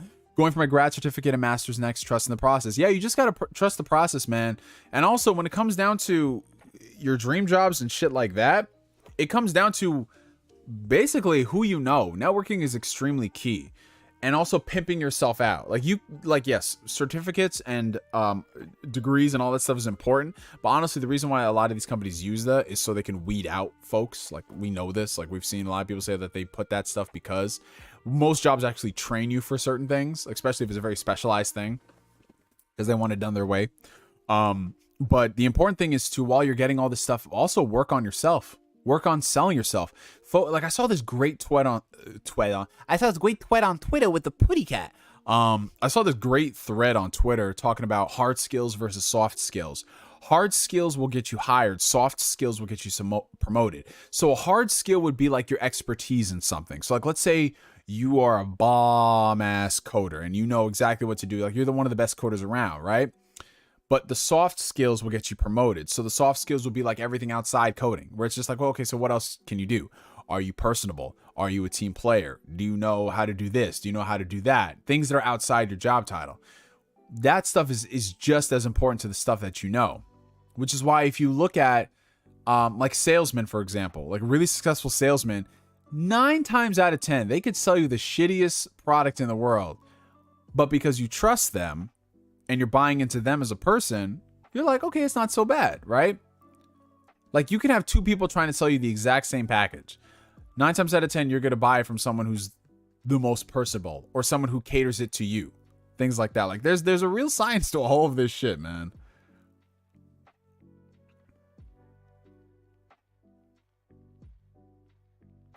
I once took a public speaking course in college and froze up during one of my speeches. It was embarrassing to say the least. Man, bro, that was one of my classes I took in my first year of college. It was speech something. I think it's just called like speech 101. I don't know. But yeah, I remember the first speech that I did, I was like, yeah, so this and that, and you know, I took this trip and blah blah blah. And everyone in that class was so bad. We were all terrible. But by the end of it, it's like, you know, you get better at it. It's like riding a bike is hard, but you know, you just get back on the bike and you keep going. Listen to this man, he's giving you pearls. Oh, I appreciate it, Bane. Thank you. I'm just learning from my life experiences and things that I've learned from other people. So I feel like that's how it is, you know?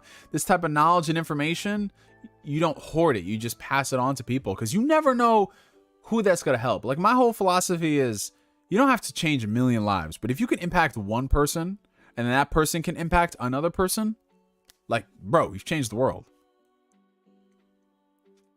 Be passionate, act like you're talking to your bros or family. Well, we got to be careful. We can't be speaking how we speak on Ask Neo when we're doing a public speech. I mean, I can. I'll do it. I'll get in trouble. You guys, I don't know.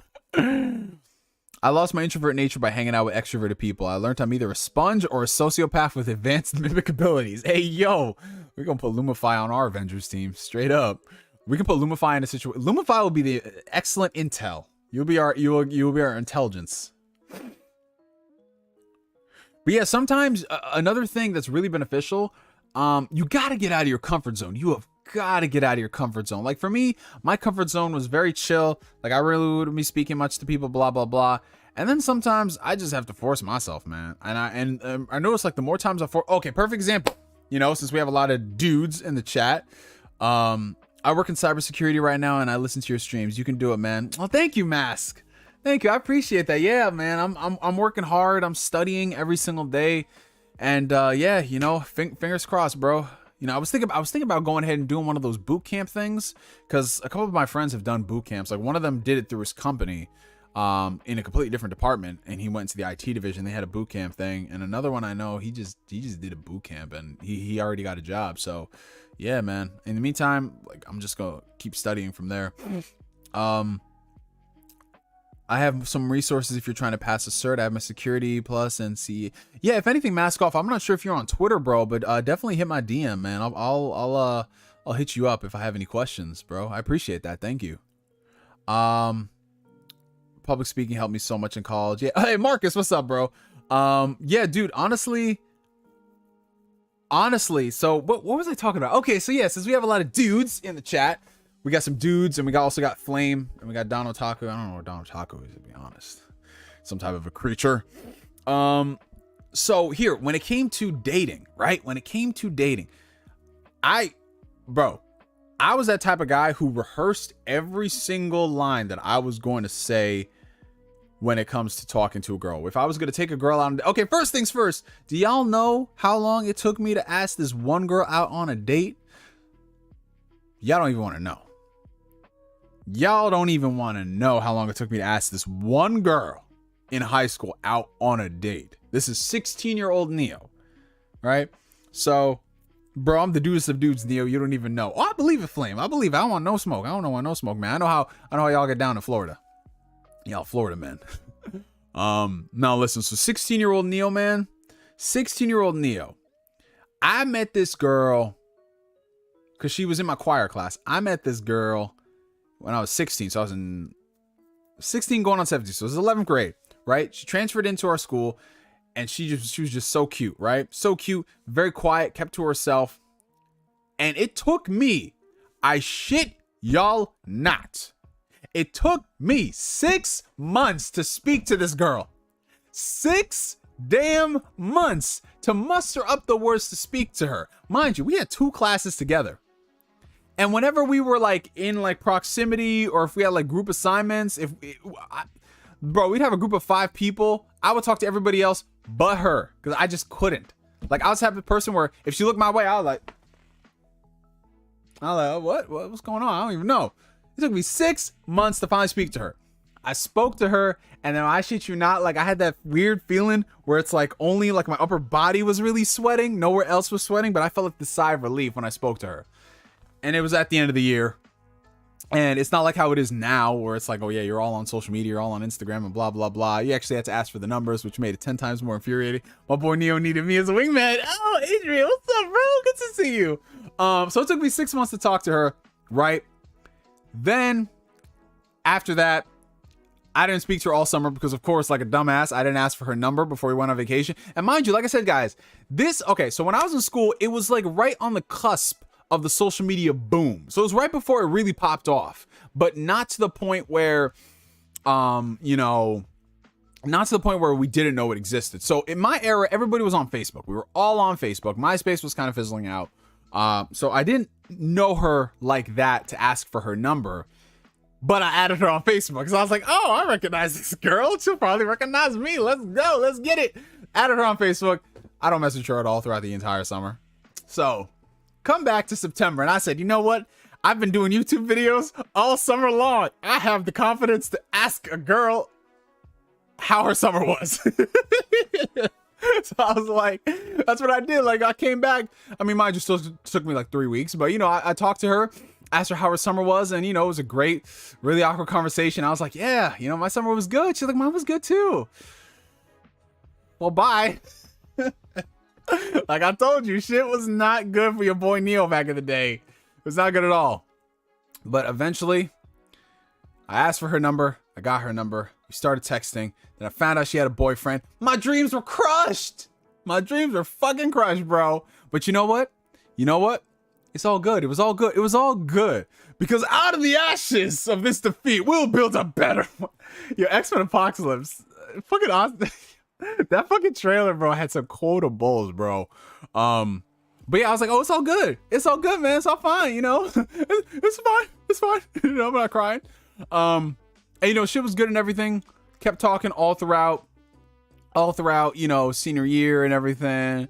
We were texting back and forth, blah, blah, blah. And then, we graduate high school. And then, summer vacation comes, we're still texting, blah, blah, blah.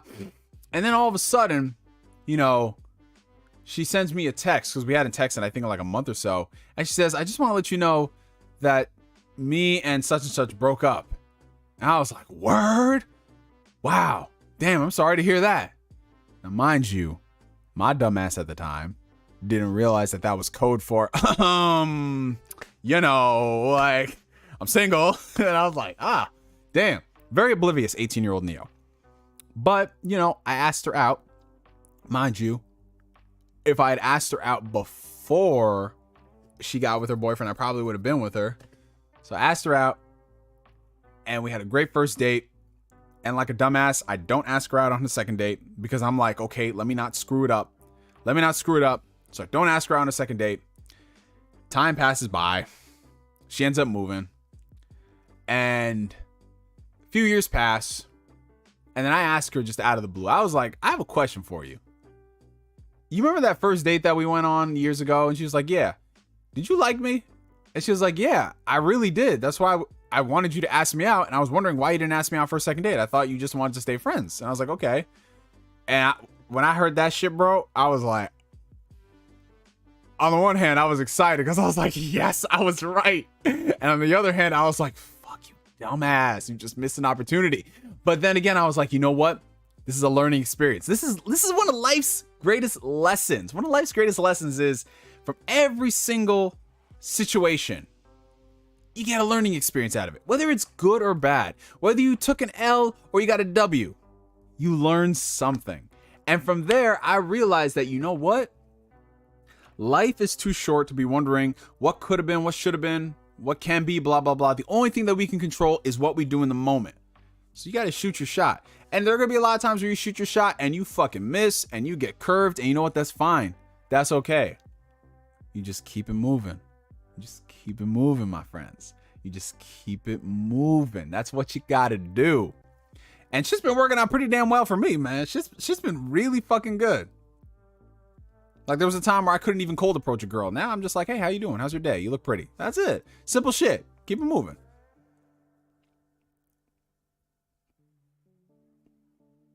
Yo, Flame, everything will be okay. You're awesome, XD. Oh, no. Yes, Flame, that's, yep. Mm-hmm. Don't take advice from me. Don't get stuck with a horse girl. I am done. This man said, yo. My first girlfriend did that, but then she realized I was a virgin and kissed me that moment. Oh, that's nice. Even though y'all ain't together anymore, that's nice. Oh my God, young Neo. Yeah, that was young Neo, man. I had a similar experience. My phone randomly broke once and I had to send it to repair. A girl from college I see time to time texted me in that week saying she broke up with her boyfriend. Oh, that's some Peter Parker type of luck. Couldn't she break up with him when my phone was working? I'm done. Yo, I'm fucking weak. But you know what? That's why. Well, I mean, that's just like a weird set of circumstances, Lumify. But that's just fucking hilarious, though, bro. I'm so sorry. But you know what? That's why now we have iWatches and we have MacBooks and we're all connected in the Apple ecosystem. So that way, if you miss the message on your phone, you can get it on your watch and you can get it on your laptop. Shout out to Apple, man. Hella cute chick in class last year. I made a dumbass excuse to ask for help. I asked for her digits. She calls me out all... Wait, what? She calls me out all help. Grad student asking an underclassman for help is silly. LMAO. Got it, though.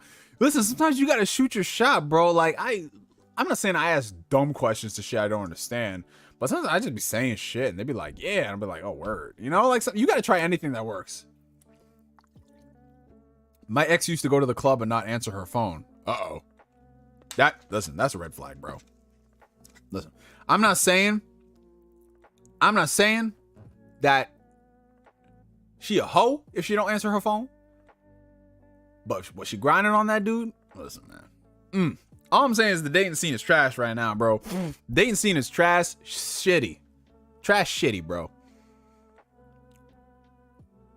Now I'm staying single. I just don't got the time. Hey, listen, I don't listen. I'm single, but I still go out there and I date because, you know, every now and then you got to grease the groove. You got to grease the groove just to keep yourself up to speed. And it's also a good reminder about what's out there and what's really bad. You're just like, oh, no, let me not. Because I've noticed if I take a lot of time not going out and at least doing one date, I just get really rusty. You know what I'm saying?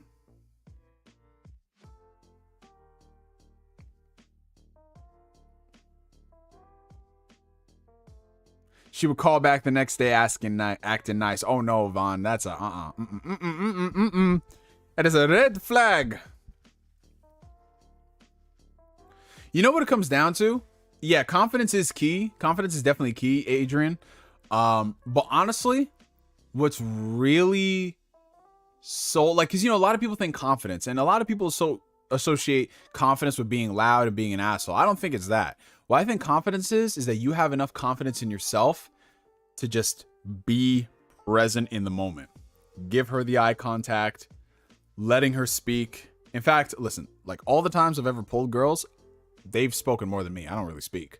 You know, you let them speak, you show genuine interest, and then you know when to pull back, you know?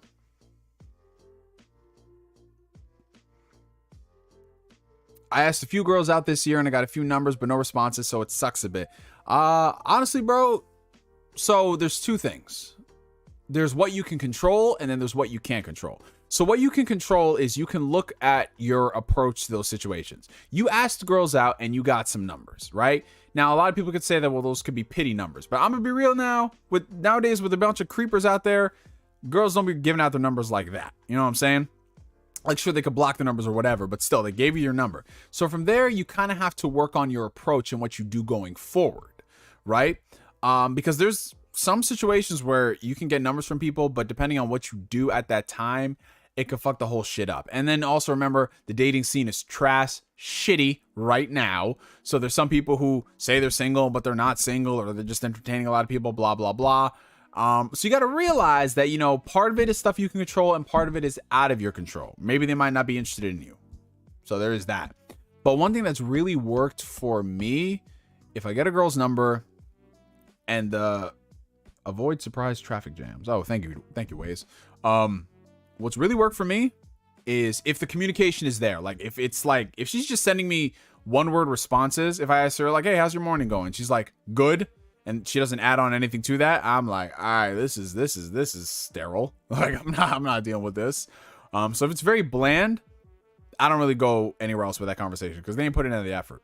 But if the communication is mutual and y'all double texting each other and blah, blah, blah, I try to make that relationship as physical as possible. You know what I'm saying? Not in terms of like having sex or making out, but you know, if I get a girl's number who, like, let's just say I met at the gym, right? If I get her number and we're texting is really good, I ask her like, "Hey, what's your schedule looking like? Would you like to go out for a drink? Or would you like to get some ice cream? Or would you like to blah, blah, blah?"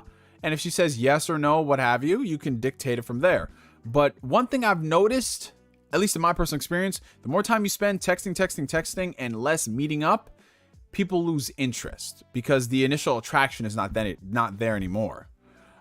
So in my case, I at least try to, if I get a girl's number, like for example, if I'm on a dating app, if I get a girl's number and I'm really feeling it, I try to ask her out and meet up with her within like the first 2 weeks, you know, schedules permitting, of course. So yeah, that's something else that you could definitely work on when you're talking to them and texting. And then also realize that like there's always more people out there. You know what I'm saying? You don't need to put all your eggs in one basket just because somebody gave you their number. You know what I'm saying? It's like there's tons of other people out there.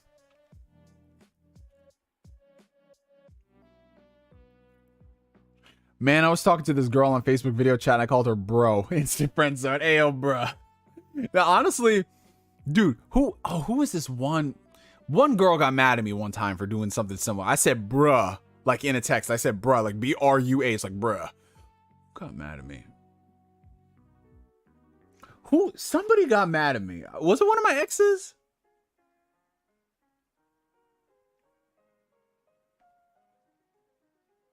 All right, no. So it was this one girl who I was talking to, I think on Bumble, right?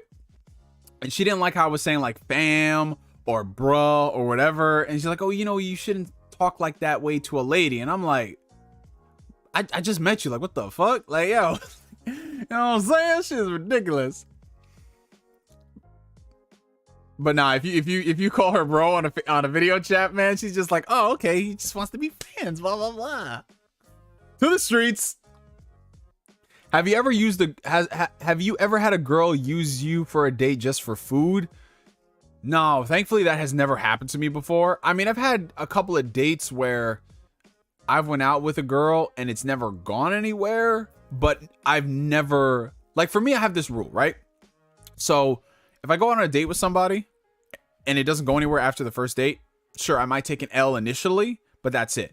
But I never have repeat situations where it's that same girl and I'm not getting anywhere with her, but she's using me for food. So like, for example, like I went out with this one girl back in April. We went out, we got drinks, we saw a movie, you know, all things considered, I probably spent, cause you know, I paid for the drinks in the movie. I wasn't out that much money. I wasn't, you know, I was out like all things considered, cause you know, we had drinks. She wasn't really a big eater. So it was just drinks in a movie and everything. So all things considered, it was less than $100. So yeah, you could say that was an L, you know, because, oh, you pay for drinks in the movie and you didn't go anywhere with this one girl. And I'm just like, no, there were other reasons why I didn't go anywhere with her. She, like, when I found out that she was driving without a license, and I'm like, you're 26 years old. How are you driving without a license? Why are you driving without a license? What the fuck? You know what I'm saying? Like, there are other reasons why I didn't go anywhere. So I'm not too beat up about it. But no, I'm not one of these people who saved in a phone as like, oh, fucking Italian food guy or some shit like that. Hell no, bro. Hell no. See, listen, I love talking about gaming shit and all that other stuff, but this is the real stuff that I love doing, man. Because listen, this is like life shit. Because there are rarely opportunities for us to all get together and talk about this. All right, okay, so let me catch up. Hold up. Pro tip: always offer a woman a choice in Snap or text. One might feel more safe than the other. Yeah, exactly. That's why I just be like, hey, you know, like, are you on Instagram? Blah blah blah. You know, it's just about making people feel comfortable. I blame VTubers. Guys would rather watch cute anime girls than waste their time on 3D girls without realizing the queen, Kitagawa, has an anime of her own. Be horny and happy. Oh, look at this guy, Flame. Flame is the ultimate man to pimp shit out. But now, honestly, I will say this much, though. Fellas, listen. Hey, fellas, listen. I like all this nerd shit as much as the next guy, but we got to focus on other things outside of this. We got to focus on our fashion. We got to focus on our fitness. And I got to find a third F thing to say. I know what the obvious one is. I know what it is, but I need to make it marketable. Fashion, fitness. Fashion, fitness. Fashion, fitness. I don't know. I got to make it marketable. I can't say the obvious other F word.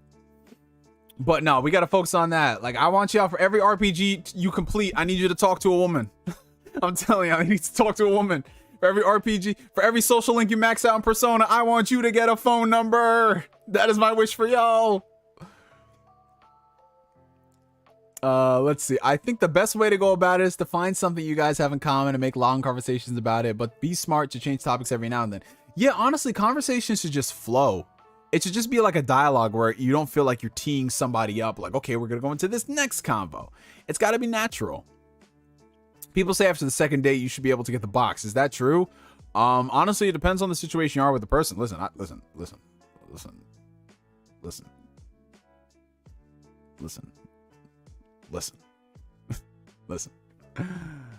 Sometimes you don't even need a second date, bro. Kevin Samuels Jr. over here. Oh, man. Rest in peace to the GOAT. No, let's see. If I was Kevin Samuels, I'd be on here saying dress size. You know, do you have a dog? That's Black Bond right there, Marcus. This man Bond wants to be Kevin Samuels so bad. Like, it's like nobody. Absolutely nobody. Bond. Oh, these women are gonna die alone. Like, Bond, nobody brought that shit up. Even a handsome lad like Neo has been through it when it comes to girls. Yo, listen, I've been through it. Thankfully, listen, I'm grateful that I didn't give no woman no kids. I'm not tied down to anybody. You know what I'm saying? Like, I didn't get a girl's name tattooed on me. I didn't do any of that, man. Like, I've had some relationships, some of them good, some of them not so good.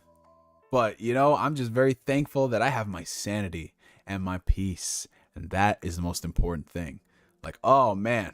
My last, the last girl who I was with, who I really wasn't with that long, but the last girl who I was with, man, she going through it right now. And sometimes, you know, it's the big man upstairs is looking out for you. You might not understand it at the time, but later down the road, you realize and you're like, oh, man, he was warning me and I got out of it before it was too late. I'm telling you, man, listen. Also, don't sit in the talk face for over a week. Yo, listen, like I said, bro. You can't be sitting there talking about everything, because if you talking to her, you are a pen pal. You do not want to be a pen pal unless you just want to be friends. That's fine. Because there are some women who are like, I've like looked at, like, oh, maybe I want to get close to her. Oh no, I don't want to. We're just still friends. You know what I'm saying? But nah, you gotta like show intention. You gotta show intention. You gotta ask her out, even for something so innocuous as like coffee. You gotta do it.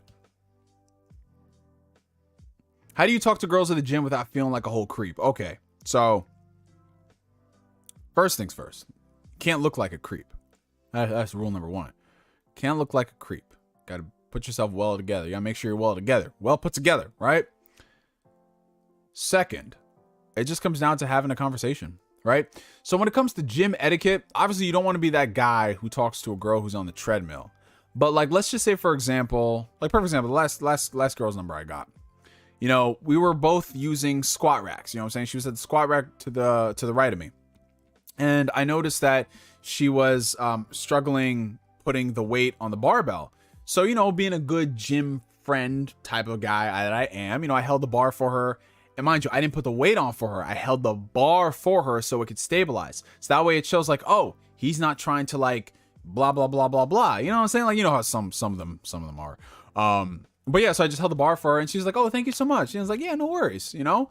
And then afterwards, like obviously not in the same minute or so, but I would just say, oh, you just putting up some heavy ass weight right there. I see it. And, you know, she would get like a nice laugh about it, blah, blah, blah. And then you just do small chit chat conversations. Nothing crazy. Like, don't have this 5-10 minute long philosophical conversation about, you know, who done quat or whatever. Just like small chit chatting stuff. And then afterwards, you just say goodbye. That's literally what it is. Small stuff. And then when you see her again, you say hi. You don't got to run over to her and say, hey, how you doing? How's your weekend? But just like small little like 15-second conversations. And then from there, you run game. That's it. Less is more. Say it with me, guys. Sometimes less is more when it comes down to that. Let's see. There was this girl that I wanted to ask out in 10th grade. She 100% liked me. Homecoming was coming up and we were on the phone talking about it. And she was saying she wanted to go, but no one asked. I was like, same. I want to go, but haven't asked anyone. And then I said, so you saw the new episode of Supernatural, right? And then a minute later, she hung up.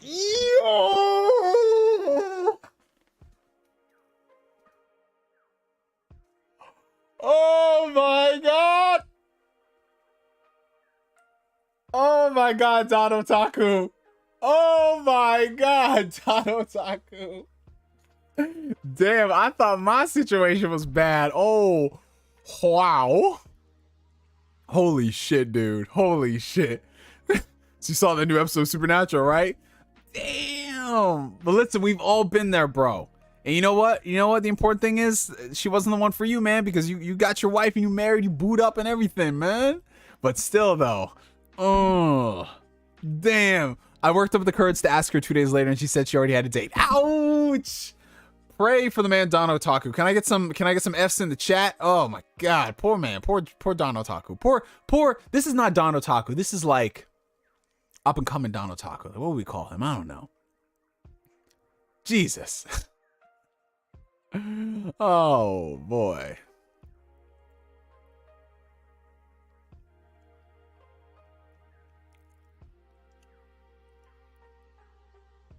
At least Neo ain't like PlayStation, let her be for the streets and then paying her like crazy. Oh, Jesus. Yo. Yo. I mean, that's what it is nowadays, bro. These PlayStation exclusives. That's crazy, man. You paying for timed exclusivity and it's going out on everywhere soon. That's crazy, bro.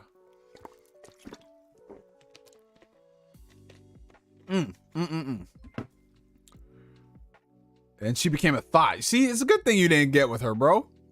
You know what it is. Oh, David Biglad, what's up?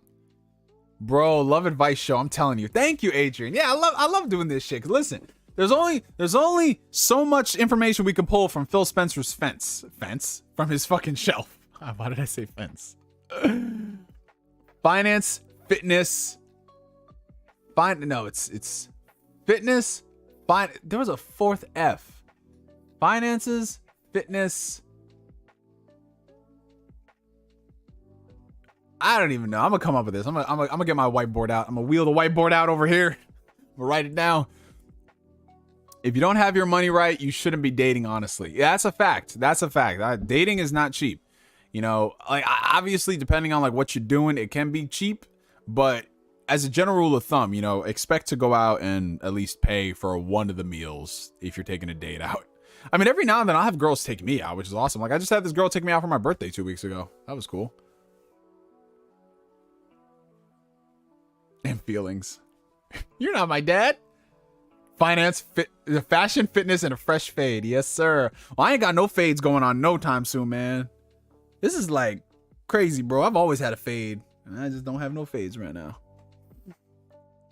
Neil's a free bird. Yes, sir. You reminded me on how painfully shy I was back in school. My friend would try to help and talk to a girl for me, and they ended up liking him. Oh, damn. You see, that's why I never asked any of my friends to like do research or do intelligence for me, because it always ended up either the girls thinking I was creepy because it's like, well, why doesn't he come and talk to me? Because they weren't the most effective of wingmen. I'll just say that much. You know, you could read what their intentions were. But yeah, man. Oh, man. Ugh, that's horrible. That's horrible. What not to do on a first date? So it depends. As a general rule of thumb, don't be a fucking creep. So if the girl first things first, you got to be able to read body language. Body language is key and paramount. Like if you're going out on a date with a girl and you can't really tell, first for example, if you're talking to her and she's having a really good time and she's laughing and ha ha he he and it's actually genuine and y'all are joking at each other, she's roasting you roasting back, blah blah blah, you know, don't just think that, oh, that means I can do whatever I want. Nah. read body language and take things very slow, be conservative. So like for me, what I do is when I'm out on a date and it's going really well and everything, I'll make like a playful joke, blah, blah, blah. I'll like nudge her shoulder or something. And then she'll do something else and she'll like hit me on the shoulder or something, or like funny stuff. And you work your way from there.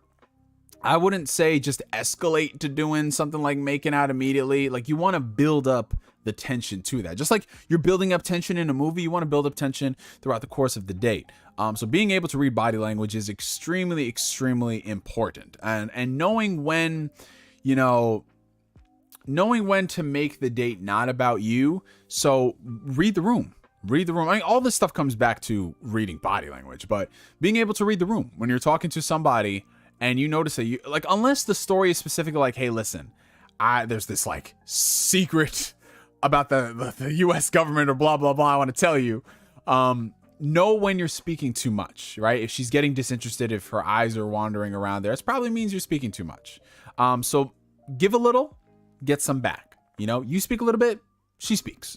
Then you interject a little bit, then she speaks, Okay, so I got a couple of super chats I got to go through real quick. $5 coming in from Don Otaku. You can love hentai and 3D girls. I love my girl and big anime titties and Fuda bitches equally.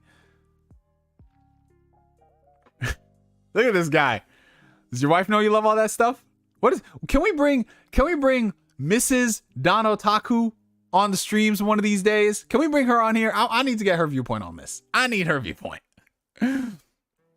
So we got Marcus Dortrell has been a member for the past 25 months. That is over 2 years of the Phantom Weirdo tier. Thank you so much.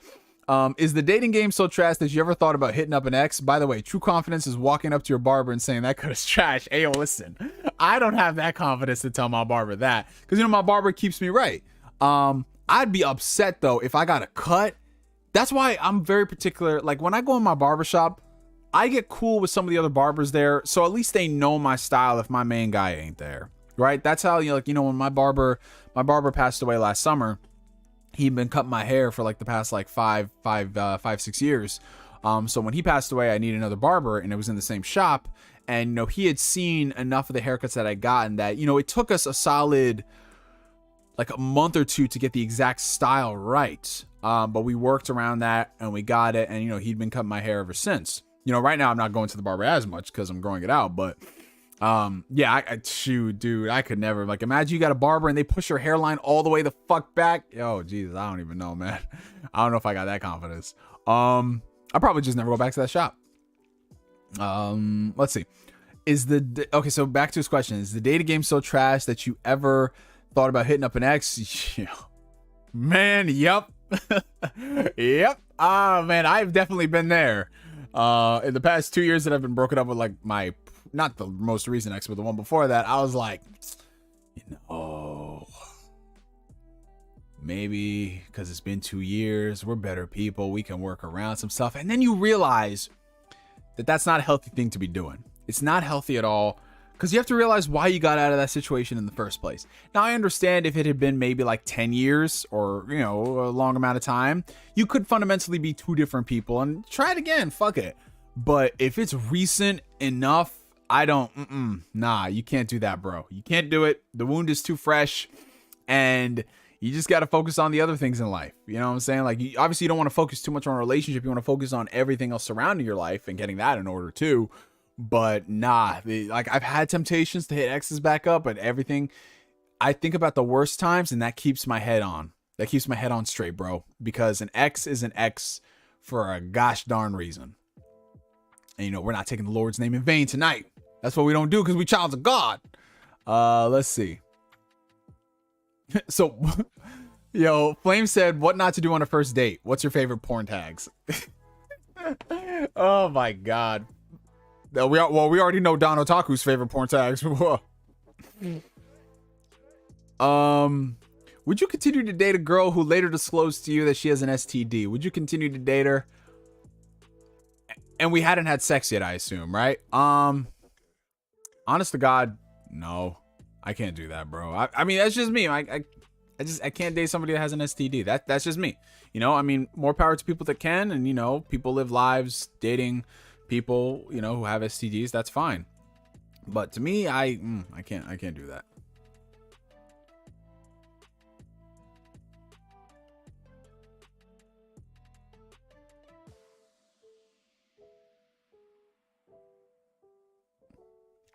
Oh, wow. Look at Lumify right here.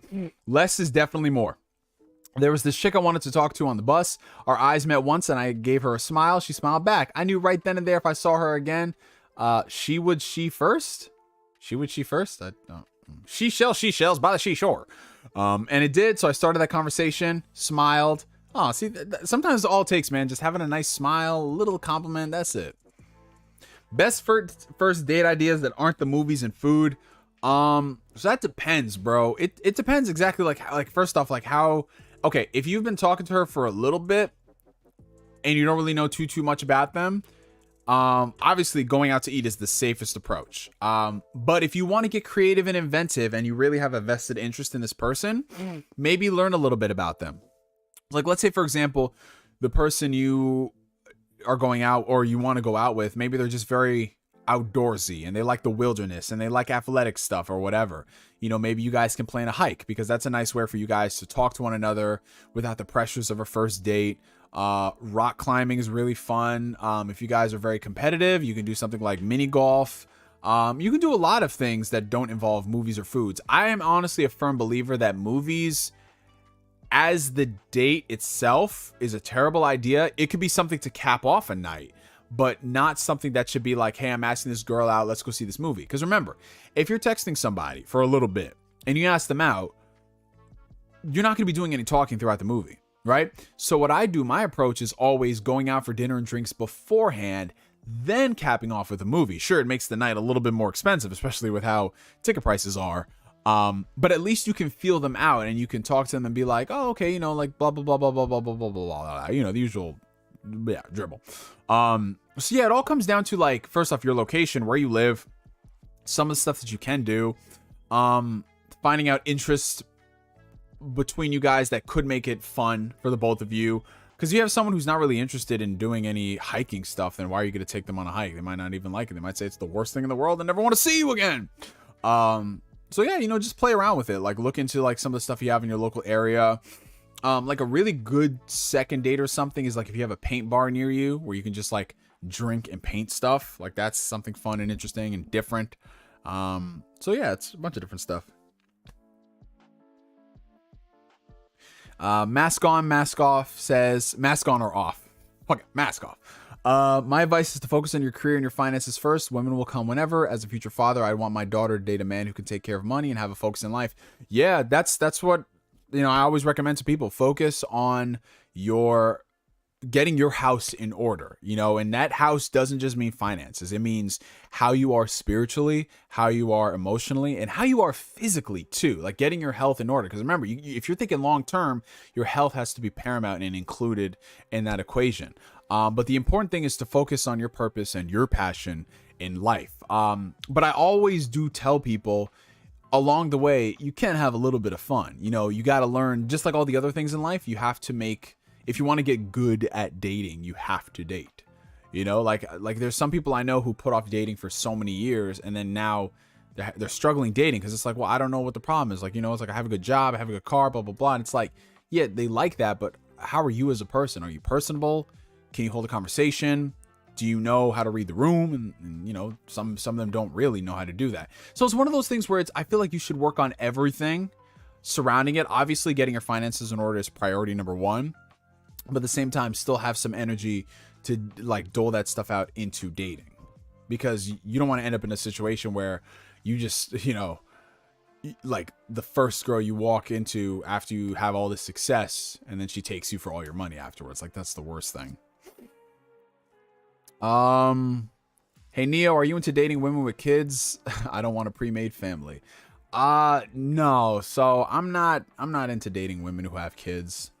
I mean, there have been a lot of women in my life who I've seen who have kids and they're amazing human beings, but it's just a little messy in my honest opinion. It's just a little messy for me.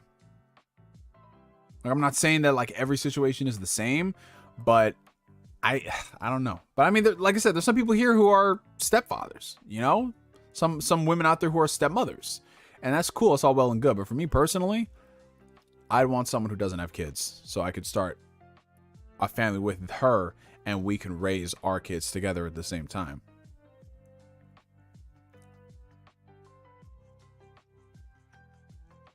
I'm talking to one of my good friends, kind of feeling this out. She's making bank as a lawyer, and she gets I'm a teacher, and she's been hella gracious on dinner dates. She's dope. Oh, it's nice, bro. It's nice, man. You know, keep shit going.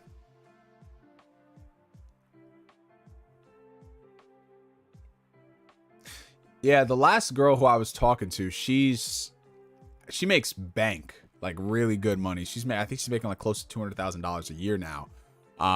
But again, going back to what I was saying beforehand, she wasn't all there emotionally.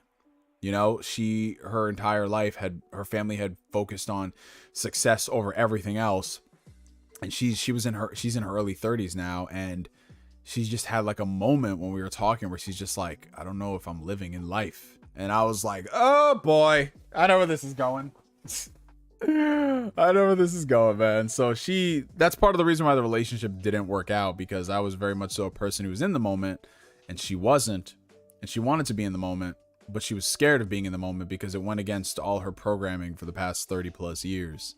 And I was willing to help her through that. But you know, some people, when they get too in their own way of thinking, they push out other people. And like I said, I'm here to help people, but they gotta want to help themselves first. And I'm not gonna dwell and dote on somebody who doesn't, who says they want help, but they just don't put in the work. I'm not that type of person.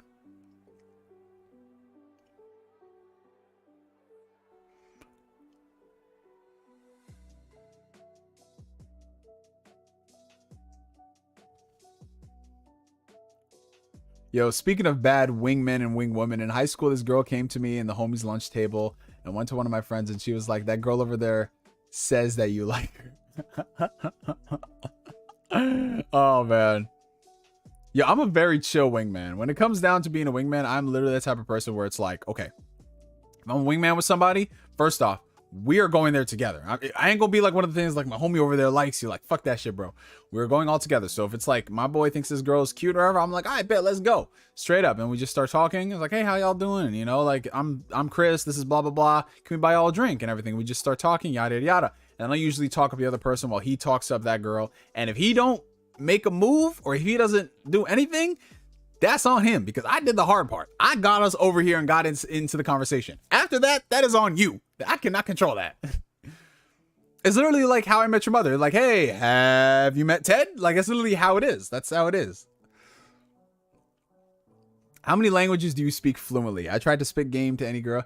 Tried to spit game to any girl in your ancestors' language. So the only language I speak fluently is English, right? That's the only language I speak fluently that I know like the back of my hand. Other than that, I know basic Spanish, not too much. Like, you can't put me up against someone from the motherland, but I can do basic conversational stuff. I can ask where the bathroom is.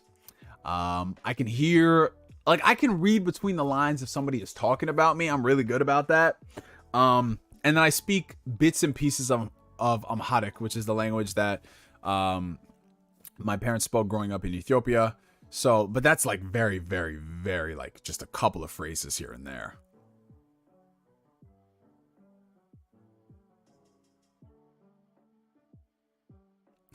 Hey, I need advice. How do I get this cougar? I know she's feeling me. Well, fucking talk to her, bro. Shit. In fact, you might have to do less work, because if she's feeling you, that's it. Half the job is done, bro. Don't be the guy that she just calls when she wants free food to be entertained. Exactly, David Big Lad. Value your time. Because remember, listen, especially now with inflation, those like $50 dates are now $150 dates. And gas, the way that shit's looking, oh no, man. I would much rather y'all save that money and stay home and jack off in the crib than go waste that money and entertain somebody else. No, we ain't doing that. Entertain yourself on Forza Horizon 5 with the new released Hot Wheels expansion. Go ahead, guys. Let's get it. $5 coming in from Flame. Neo, my birthday's in a few days. You think I'll ever find true love, or will I just keep playing Live Alive on Switch and laugh at the KOTOR remake? You know what, Flame? I feel like you'll find true love. You'll find your love when it's time. That's it, my friend. When it's time. But until then, man, you're just gonna keep on living, bro. Keep on living and enjoying all the things in life, like Live Alive on Switch.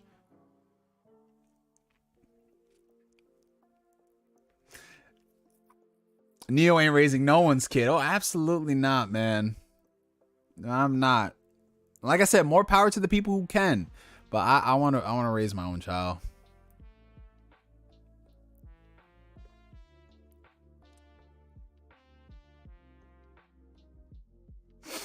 Yo, Neo, I'm replaying Tales of Grace's F, a fine classic that's aged well in gameplay, but the friendships in that game still make me want to hurl to this day.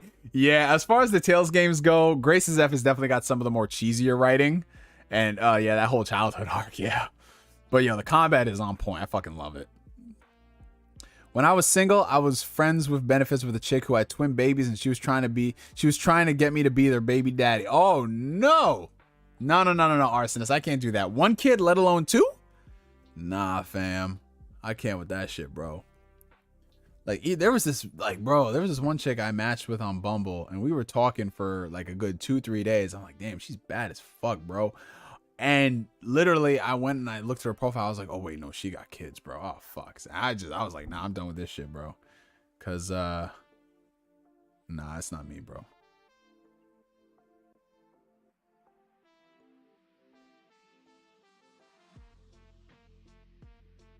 One second, guys.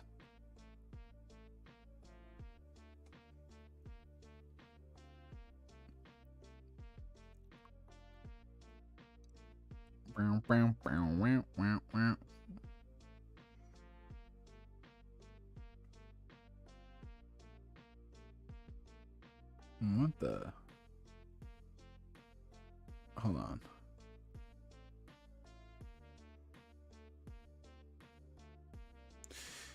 All right. Okay, back to this. Bro, there was this one girl when I was growing up who was 2 years older than me, and she was the biggest thought on the block, but I was in love with her because we were friends and played games and shit. Oh, Don Otaku. He's like, I can fix her though. I can fix her. I can turn a hoe into a housewife.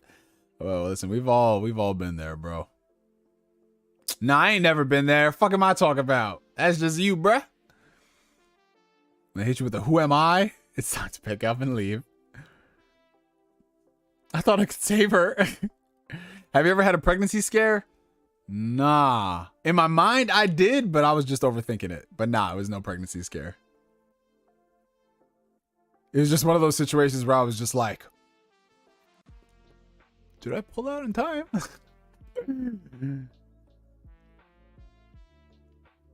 She better be grateful we taking the tram.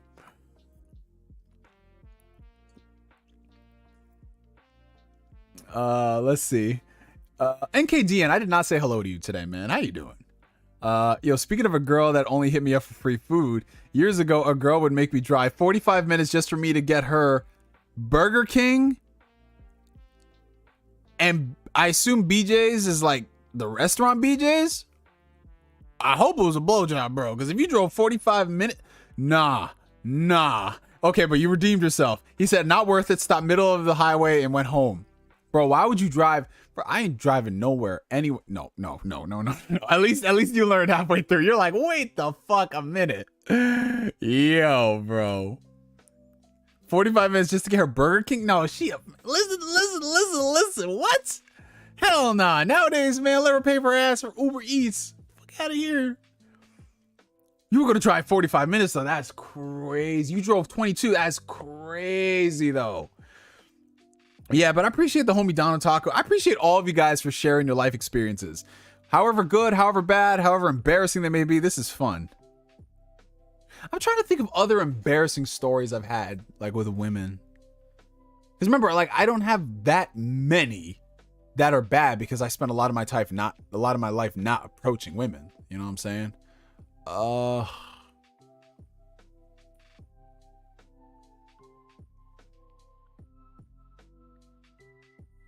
Shit, man. I'm trying to think of others like. Fuck, it'll come to me after the stream. I'm like, and I'll write it down for the next one. Love will be found when it's not a recession. Oh, that's a fact. That is a fact. That is a fucking guaranteed certified fact. Nowadays, you gotta question it. Nowadays, you gotta question it. Like, nah. You know where we going? We going to the fucking park. That's what we doing. I'm going to the fucking park and walking. Oh, God damn it. No, I'm sorry. I took the Lord's name in vain.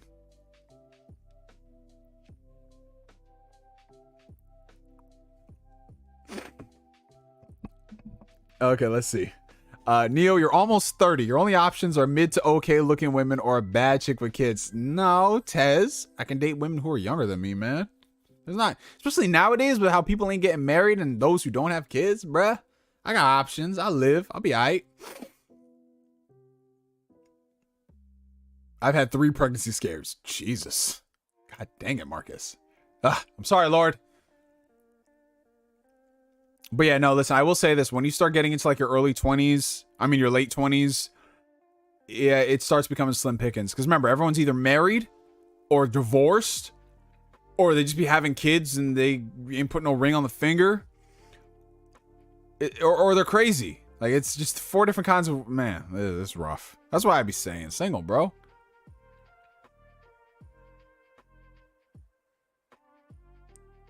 How old were you when you lost your V card? Early 20s.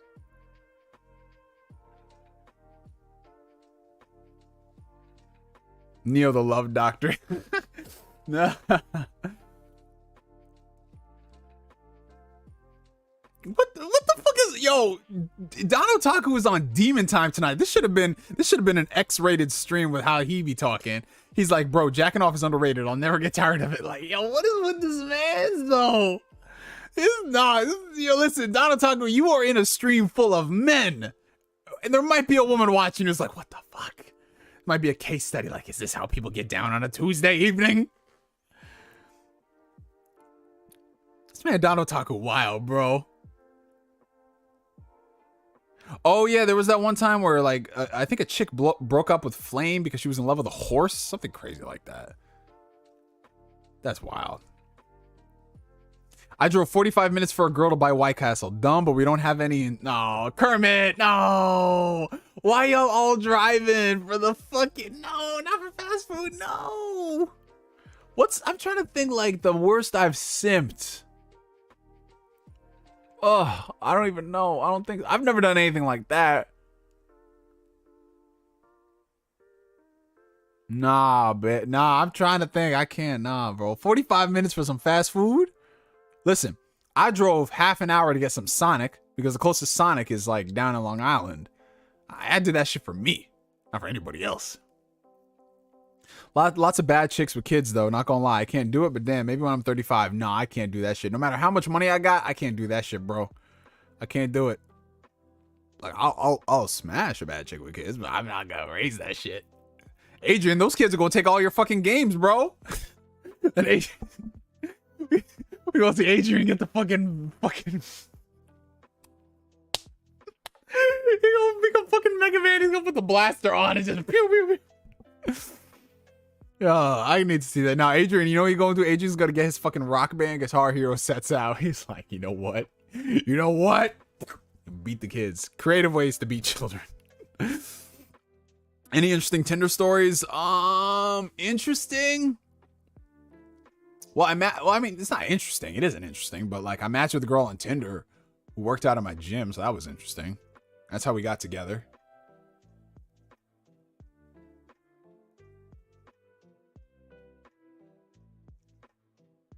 Don Otaku's wild. I don't know.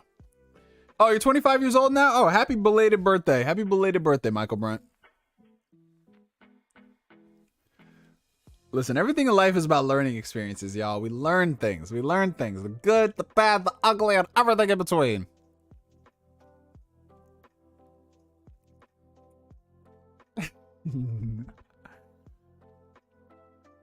I was oblivious as fuck in high school. I remember every day at lunch, I used to sit with my back to the wall and straddle. What? This man said he straddled the bench? Because I was going to be comfortable. I don't give a fuck. My friends used to play. Hey, yo, what was going on in this high school, Nate? Whoa, what the fuck? Man said he straddled the bench. Pause? Man, straddled the bench? Yo, what is going on? I'm going to need some of y'all to come to Pornhub before you come to this stream. Y'all wild as fuck. What happened with the girl? What happened with you and the girl that was at your gym? Well, we dated for a bit, but then, nah, that shit didn't work out.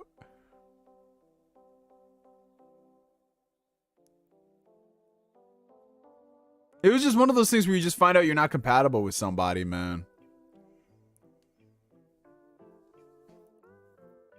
Like for example, like in all the relationships I've had in the past, I could roast my significant other and she would roast me back, and we'd have so much fun. And it'd be like light shit. Like, you never go in on someone's life about some personal shit, but it'd be like light shit. And then, you know, like we had similar sense of humor, I thought, and then I roasted her and she was just like, no. And I was like, what the fuck? You know? And for me, that was just like one of the first early warning signs. And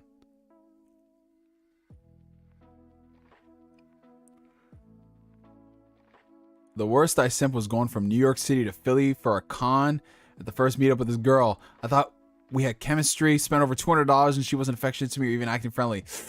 Oh, I'm so... Ouch, guys. Ouch. Oh, man. Oh, no. He drove from New York to Philly. Oh, no, no, no, no, no. How did y'all meet? Did you meet, like, on Facebook or something? Oh, man. Oh, man. Because that's the hard thing. I mean, nowadays, like, if I'll be texting with somebody, I at least want to video chat and talk to them if I have, like, a romantic vested interest. Because I need to know how we can communicate. Because you remember, talking with someone through text is very different than how you see them in the real. I'm a teacher. You think some of my students' moms don't keep calling me for weekly checkups? Hey, yo! But for real, I don't know. I love kids, though. Big baby fever. Oh, shit. I can see that, Adrian. I can see that. I can see that, man. Yeah, I haven't gotten to the point in my life where I have baby fever. I'm good. But I think about baby fever, and at the same time, I'm like... Damn, man, I ain't getting no sleep for a while. Sadly, Neo, I'm at the laundromat, so I can't watch Pornhub. And you need 2 screens, bro. Well, you know, you can multitask. Well, you can like split screen and do that. But listen, I don't want someone to grab your phone, screenshot it to show that there was porn, and then me on the side as well. It's like, what the fuck's this dude doing? And at the same time, I don't want you watching me watching porn at the same. Well, you know what? I don't even know. Some of y'all could be naked watching me for all I know. Shit. If this was an audio only stream, I could have been naked this whole time. You would never know. Nah, Adrian is one of the cool teachers. Adrian is one of the cool dudes. And for those who are wondering, Adrian is depunked. I call him Adrian because I've known him as Adrian for, fuck, what, 12 years now, dude? Yo, Neo, can you help me with some ideas for a game I can make in this 2D game engine called Game Maker? I want to practice so I have it in my mind for school. What kind of game? Let's give this man some ideas he can make. It's a 2D game in Game Maker. What kind of ideas? Let's help out Elitist Momo. You know what you need to do? You gotta make... Oh, fuck. I don't even know. Got to make a choose your own adventure type game. That's what you need to do. I mean, if it's a 2D game, depends. Like, what kind of genre is it going to be? Is it going to be an RPG? It could be a walking type of game. It could be a platformer. Not really a platformer. Who's calling my phone? Y'all remind me of the worst. I simped, and this was a few months ago. Still salty, but the outcomes was low-key wild and hilarious. Yo, you got to tell me that story at some point, Adrian. If it's too personal, I know I wouldn't want you to share it on the stream. Gym girls got stamina for days. Oh, they do, bro.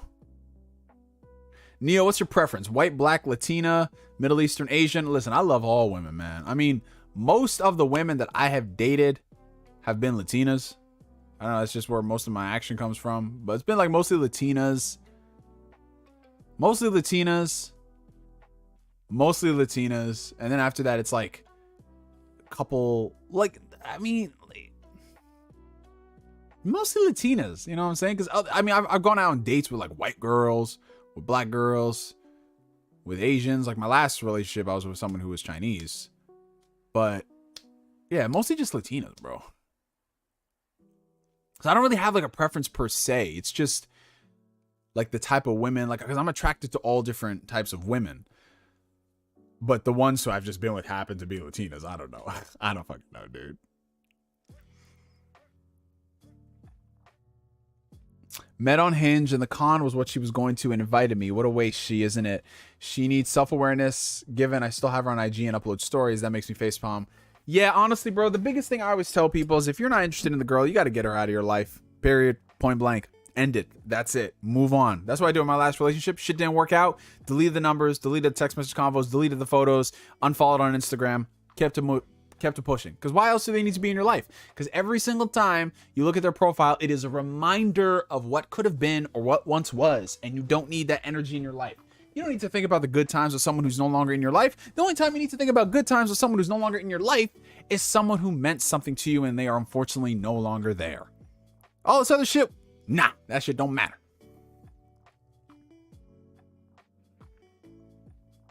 Yeah, honestly, it is hard coming up with ideas, man. Like, I got ideas for like big picture stuff. Like, if you were to tell me create a superhero video game, I would be like, yo, it'd be a Daredevil video game where in the daytime you explore the world as Matt Murdock and you have these trials and you compile evidence similar to like Ace Attorney. And then at nighttime you play as Daredevil and you help fight crime. And then some of the missions that you're on, the stuff you uncover as Daredevil helps tell the story in the daytime. Something like that. But that's like big picture type shit, you know? A dating sim with all this advice. Yeah, honestly, it could be. We might have a dating sim on our hands. Yes, sir. Yes, sir. Flappy Birds.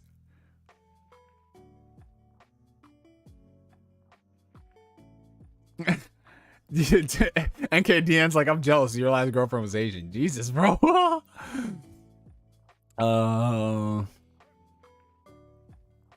Yo, listen, if you can find those early red flags, bro, I'm telling you, listen, sometimes a red flag isn't a red flag if you talk it through and you see what it is and if there's a resolution.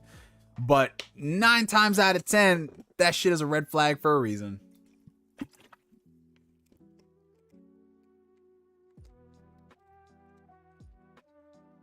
I'm not gonna lie though. Your boy Neo was hurt after that last relationship. I was so hurt, man. I was so hurt because I was like, oh man, this is going great. This is amazing. Oh no, and I was just gone. I mean, I was still like, yeah, you know what? Better to get out now than worry about stuff later. But you know, you're human. You're human. So of course you feel some type of way. I was down for a few weeks. And I was like, you know what? Nah.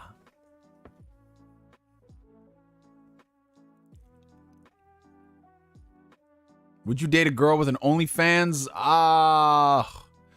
No, I wouldn't. I respect the hustle. I respect the grind, but I can't be having like every dude, every Joe Schmo named, you know, I was gonna say named Flame, because Flame is always such an easy target to pick on, but you know, it's like, no, I value and I appreciate Flame.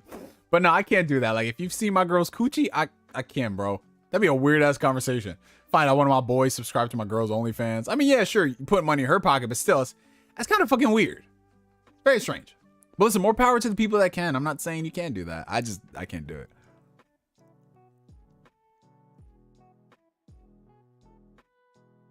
Yeah, I had an obsession with like redheaded white girls who look like Mary Jane Watson. I had an obsession like that for a while. Nah, I've been moved on. I just have her on there. She's irrelevant. This man says she's irrelevant. Yes, that's how you gotta do it, bro. Honestly. That's how you do it, bro. I remember the one time, oh man, the one fucking time I checked in on my previous ex. I was curious. I was like, all right, you know, it's been a bit, you know what I'm saying? This is like a few weeks ago. So it's been a few months since the relationship ended. I was like, all right, let's see how she's doing. And bro, you ever know when somebody rearranges shit on their social media? And I'm like, I don't care what I'm going through in life, what breakup or whatever. I ain't changing shit on social media, like adjusting, like mind you, like we didn't have any photos of each other on, like we had one photo and that was it. But like the way she would rearrange the social media, she'll take down posts and she'll make certain posts of her life private, but mind you, her posts are just so ambiguous. It would just be something like she'll take a photo of the sky and then she'll make that private and then it'll be unprivate again. I was like, what the fuck are you doing? Like, that's the type of weird unstableness that I'm like, nah fam, I can't. And that's why I'm like, you know what, I can't be with someone who takes social media that seriously that they would rearrange everything or take down all their photos based off their emotions and their mood. I'm like, what? Like, you can go back to my social media from like 2013, 2012 and find photos. I took a photo of a Red Bull truck on the street. But boo-hoo, I'm going to take it down because of... Yo, honestly, NKDN, like, if someone wanted me to be a consultant on that Daredevil game, I would be there. I would just be there I would show up for one day just to say that idea. Oh, $5 coming in from Blue Senshi. So are you considering yourself a cougar now since you're almost 30? Oh my God. I'm thinking about going bald since I already have a military style haircut. All right, so I'm not a cougar because cougar applies to women, number one. Number two, I think most cougars are like, I think you gotta be like in your 40s and onwards. I'm about to be, listen, if my hair starts graying, I'm about to be a silver fox, man. I'm gonna be like that Jeff Goldblum, bro. So I ain't no cougar, nah, fam. But not, if you have a military style haircut, going straight bald, I mean, depending on like what your head shape is and everything, it could be a good look, you know, get some facial hair, rock that shit. Oh man, I don't know about that Daredevil show. We gonna see, man. We gonna see. A Daredevil Telltale game would be awesome though. $2 from Ventrogris. Have you dated a cougar before? Yes, I have. I had a little fling with a cougar for a while. It was very fun. A cougar who didn't have any kids, bro. It was interesting. I've only dated 3 black girls, 2 at the same time. What the fuck? Why would you do our black queens dirty like that, Don Otaku? You fucking menace. Don Otaku is a menace, dude. 1 white / Colombian girl and 1 Mexican / Salvadorian girl who I'm currently with the last one. Have you ever caught feelings for a friend and wish you didn't? Nah, I never did. Chris, you need to come to the UK, man. Women would love you. Oh, shit. I need to get down there some point. I was supposed to go a few years ago. Then I was supposed to go in 2020 and COVID hit. I'm going to try to go next year, man. We're going to do a pub crawl. We're going to do a pub crawl, Chris.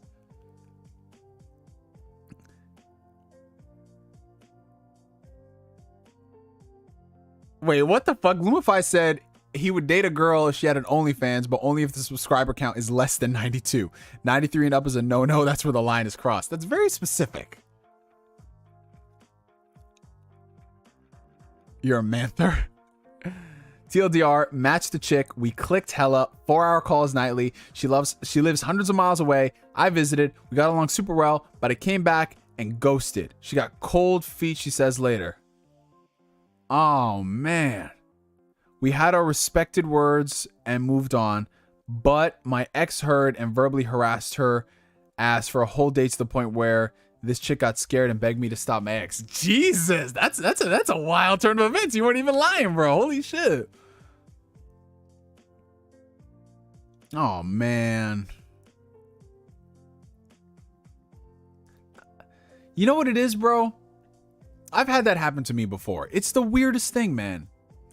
It's the weirdest thing. So, appreciate all the super chats tonight, you guys. Thank you so much. So in my case, I had this thing going on with a girl for a while, and it was going so good, man. Like, I was so genuinely happy. And I'm the type of person where I kind of have to like build my way up in a relationship in terms of like being happy and blah blah blah.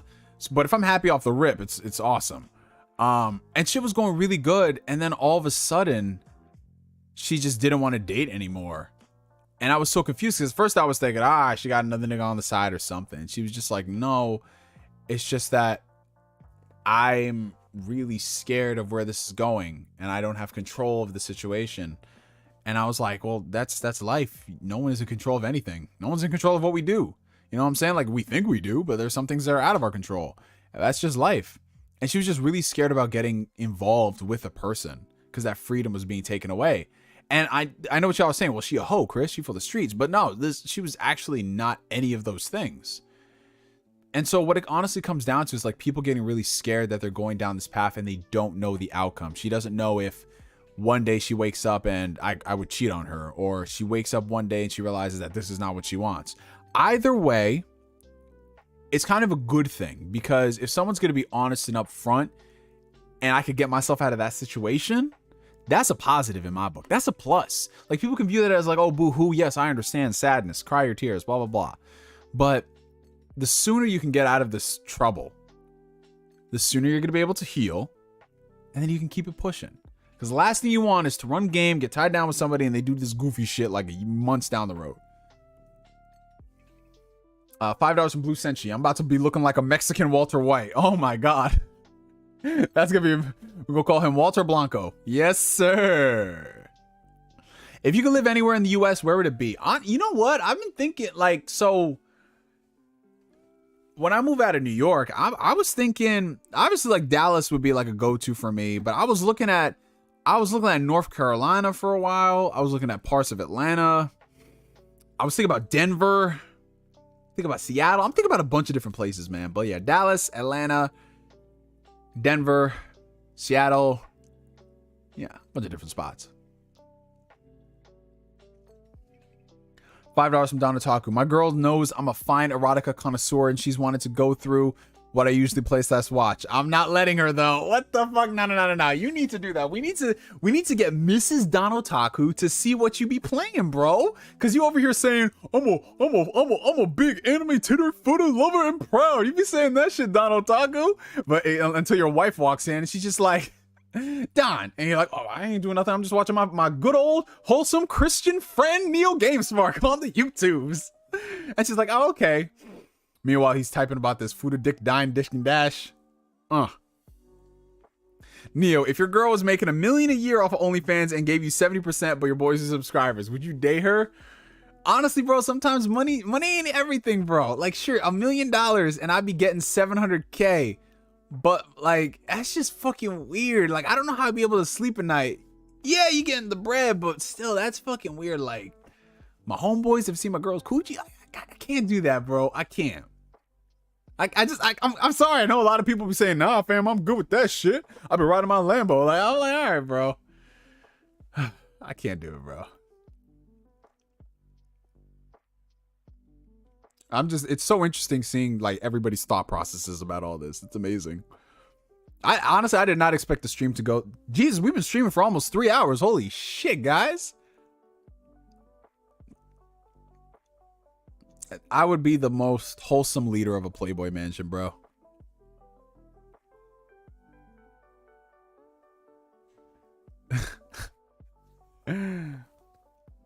I thought Hawaii was safe, but I heard Ezra Miller is there.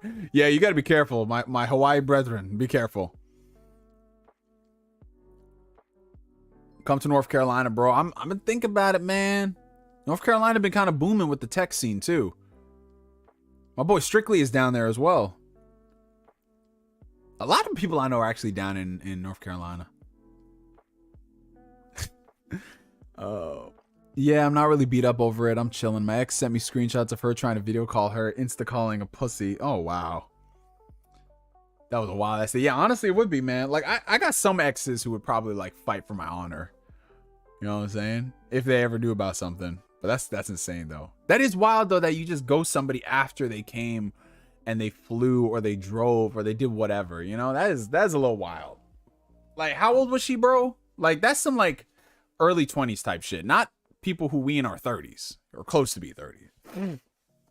Just send her these Q&As. Yes, I will. I'm gonna get a hold of Don Otaku. I don't know how I'm gonna get a hold of Don Otaku. I'm gonna do my cyber research and I'm gonna find Don Otaku's wife in Yellow Pages and I will send her these Q&As. I will send her, even if I can't get her social media, I will send a letter to the house with the URL link. No, I will send the flash drive. Yes, because this is 21st century. I'll send a flash drive and yeah, she'll see it. I'll have a QR code that she can use on her phone and she'll open it up and she'll see the videos of what Don Otaku get down doing. Don Otaku will be like, no, I should have just praised Lord of the Rings. My life is in shambles now. $5 from Don Otaku. And I didn't mean to date both girls at once. It was an accident. This sounds like a harem anime. This man is a main protagonist. Yo, Fear No Hate, what's up, bro? He says, yeah, you were streaming when I arrived at the restaurant. I've been back for 15 minutes. Yo, this is wild, bro. This is wild. I haven't done like a close to 3-hour stream in a minute. We've done like 2-hour streams, 2.5s, but 3 hours? It's crazy. Did you talk about the Black Panther game yet? Yeah, we talked about that earlier on. Probably when you were at the dinner. Well, where'd you go, man? Where'd you go to eat tonight? What'd you have today, man? What'd you have, Fear No Hate? You had some lobster, you had some shrimp. You had some sirloin. You had some pho. What'd you have tonight, bro? You had some tacos. You had a burger. You had some Italian food. You had some oxtail. What'd you have, bro? I feel like they could do a live action Persona. It'll be good. They just can't get no weirdos to work on it. You got to get some good quality writers, man. We're from talking about video games, talking about dating life. Yo, listen, like, we rarely get to have these topics, man. Because, you know, like, you go to gaming podcasts, and I love gaming podcasts, but, like, really, Weapon Wheel is really only the one of the few podcasts that just interjects everything else into it, and it's fun. You know, like, I go to, like, my gaming podcast for my gaming shit, but sometimes you just want, you know, like, people like Don Otaku to come in here and derail the whole stream with his everything. Delete it all, Don. Delete all the info. Yeah, we ain't talking about that Yu Hakusho Netflix shit. I don't know, man. I see. I knew you were having shrimp. Where'd you go? You're celebrating your nephew's 17th birthday. He got me feeling old. You said your nephew is 17? What the fuck, bro? Holy shit. Yeah, thankfully, none of my siblings have kids yet. So, we're good. The way it's looking right now, like, my siblings and I, like, we don't know who's going to be the first one to have a kid yet. Like, none of us. Because none of us are married. None of us are dating. So it's like, who's going to be the first one to have a kid? I was going to throw a wild card and say my sister. Because my sister's always been like, no, I'm not going to have kids. And watch it be her. You know? They both thought it was going to be me because I was the only one who was involved in multiple year relationships. Oh, Jaspers. I'm not familiar with Jaspers. Mine just turned 15 and I'm 22. Oh, damn. That's more like your baby cousin than your nephew. Oh, God. When Don Otaku reproduces, Jesus Christ. We gotta all, like, when that child is born, we gonna show him Lord of the Rings, and we gonna keep Don Otaku the fuck out of the room. So he can't say, yeah, this is a terrible thing. I'm like, nah, fam, get out of here. Your child is ours now. We are assuming control. Respawn is definitely carrying EA, man. Because I'm looking at EA shit. And I'm like, the only thing I really like from EA right now is Respawn. And there's that Dead Space remake coming out. Hopefully they don't fuck up Skate, but they said it's going to be like a free-to-play game with microtransactions. Well, no. Well, they said nothing. I don't know. We'll see. Jury is out. Chris, are you going to record your child's reaction to I'm Your Father? Shit. By the time I have a kid and they're old enough to where I want to introduce them to Star Wars,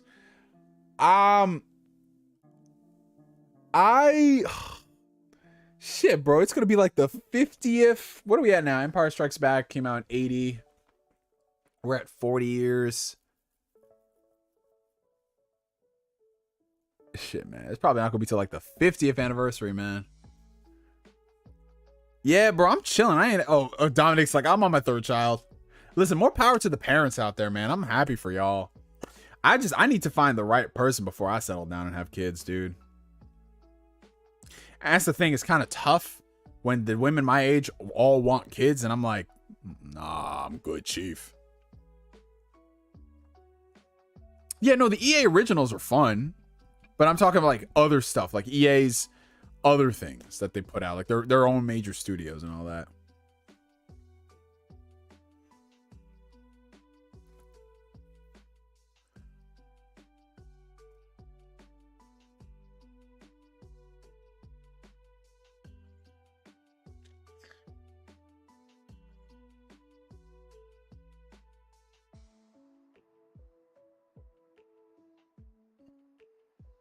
Favorite How I Met Your Mother character? It's a tie between Barney and definitely a tie between Barney and Marshall.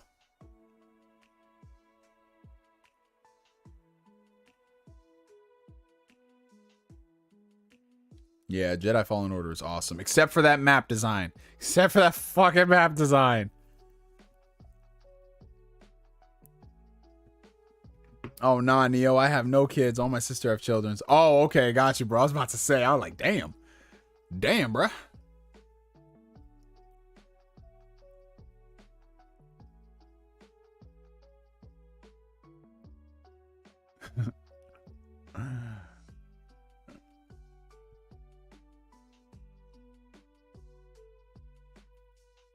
Oh no, like listen, I'll see what they're doing with that live action Avatar show. I think the casting looks fine. But to me, it all comes down to the script and how this story is going to be told. That's the most important thing for me.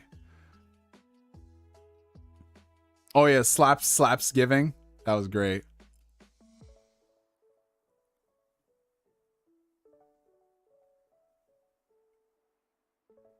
I need to go back and do like a mini How I Met Your Mother rewatch. I'm not gonna watch like the entire show, but I'll probably just do some favorite episodes. One of my favorite episodes was the spoiler alert one. I think it was spoiler alert. I'm not sure, but the one where it's like, where Ted was dating this girl who would not stop talking, and everybody noticed it but him, and then they broke it to him, and it was kind of like the glass shattering in your mind. And then everybody else started noticing everyone else's bad habits and all that stuff. That episode was funny. But yeah, I think it is about time we wrap up the stream for tonight, you guys. The second I said we've been going almost 3 hours, my body is like, oh, yeah, it's time to relax. Time for me to head out type shit. Are you getting Digimon Survive? Yes, I'll be getting it, Corey Gryffindor, to support the brand.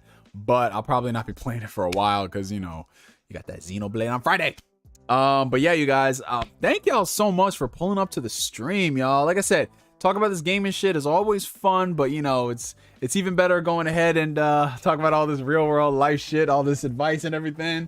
If you guys could please do me a favor, if you haven't already, make sure you hit that like button. It helps out the channel tremendously. If you're watching this on the playback, I hope you guys are enjoying this, you know, using it as your like your work podcast, your gaming podcast, all of that stuff. It's very funny because I get messages just from people like, yeah, you know, your videos, your Ask Neos got me through a 12-hour shift at work. And I was like, that's awesome. That's so happy. That's so happy to hear that, y'all. But before we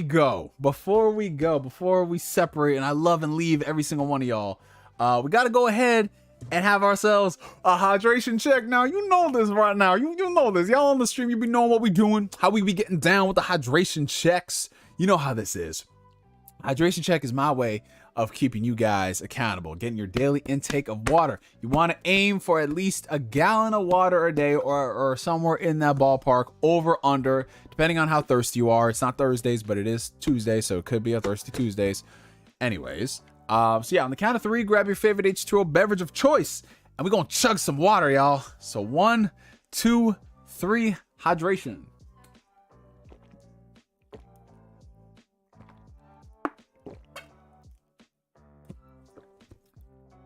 I make it a goal to drink at least one of these vintage seltzer waters throughout the stream. So yeah, oh shit, my eardrums just popped. So yeah, we went ahead and we took care of that.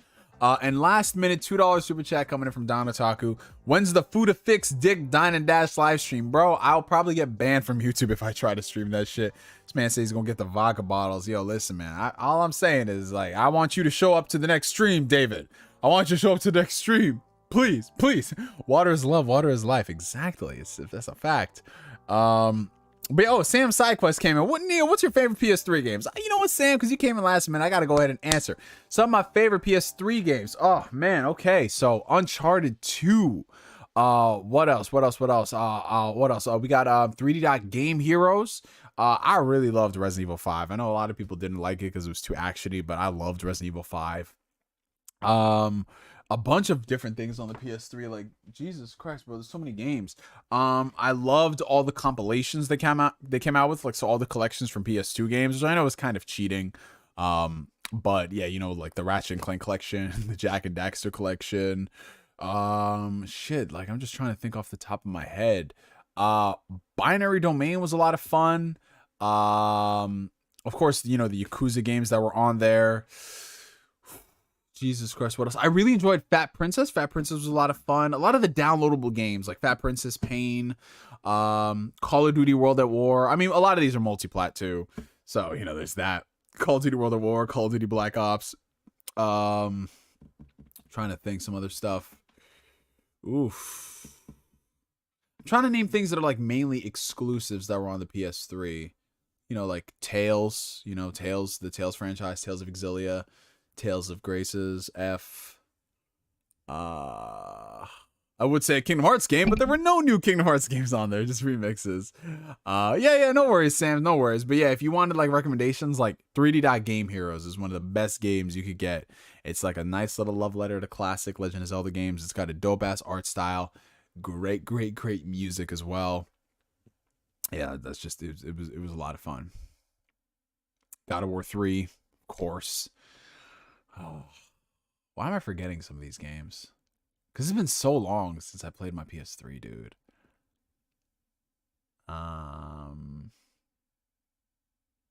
Red Dead Redemption 1. GOAT game. If you haven't, since it doesn't seem like we're getting a remaster anytime soon, go download that shit on the Xbox consoles. Play that shit 4K. It's beautiful. I love it. But yeah, that wraps up tonight's stream, you guys. We went for a whole 3 hours tonight. Jesus Christ. Again, thank you guys so much as always for taking the time to come through to the stream. It was a lot of fun as usual. We will be back next Thursday, though this Thursday evening. Schedules provided, of course, because I don't know if Gabe has something last minute going on. I'll talk to him. We'll be back this Thursday to talk about a whole bunch of stuff. And here's also another thing. So for those people who love the Ask Neo streams, but they wish they could get like the topics so they don't have to scrub around, the Sweaty Cast podcast that Gabe and I hold on Thursdays is where we actually sit down and we go through all the news throughout the week. We've got the timestamps there so you can skip around the sections and you get different viewpoints from both me and Gabe. And we got a last minute $2 super chat from Flame. You've seen the Duviri Paradox trailer for Warframe? No, I haven't. I mean, I'm not the biggest Warframe fan, Flame. I mean, I played it a little bit on PS4. I played it a little bit on the Switch, and then that was really the gist of it. But I know you be going hard for that shit, bro. I know you be going hard for that shit. So if you're happy, Flame, I'm happy for you. And Ryuzaki Koizumi. Damn, last minute. But you know, it is what it is. It is what it is. I appreciate you coming through this stream. Cause you remembered me. You thought about me, bro. But yeah, you guys, enjoy the rest of your mornings, your evenings, your afternoons, whatever the fucking time zone that you all are in. My name is NGS signing out. And like always, I will catch you guys later. Peace out, y'all. Have a good one.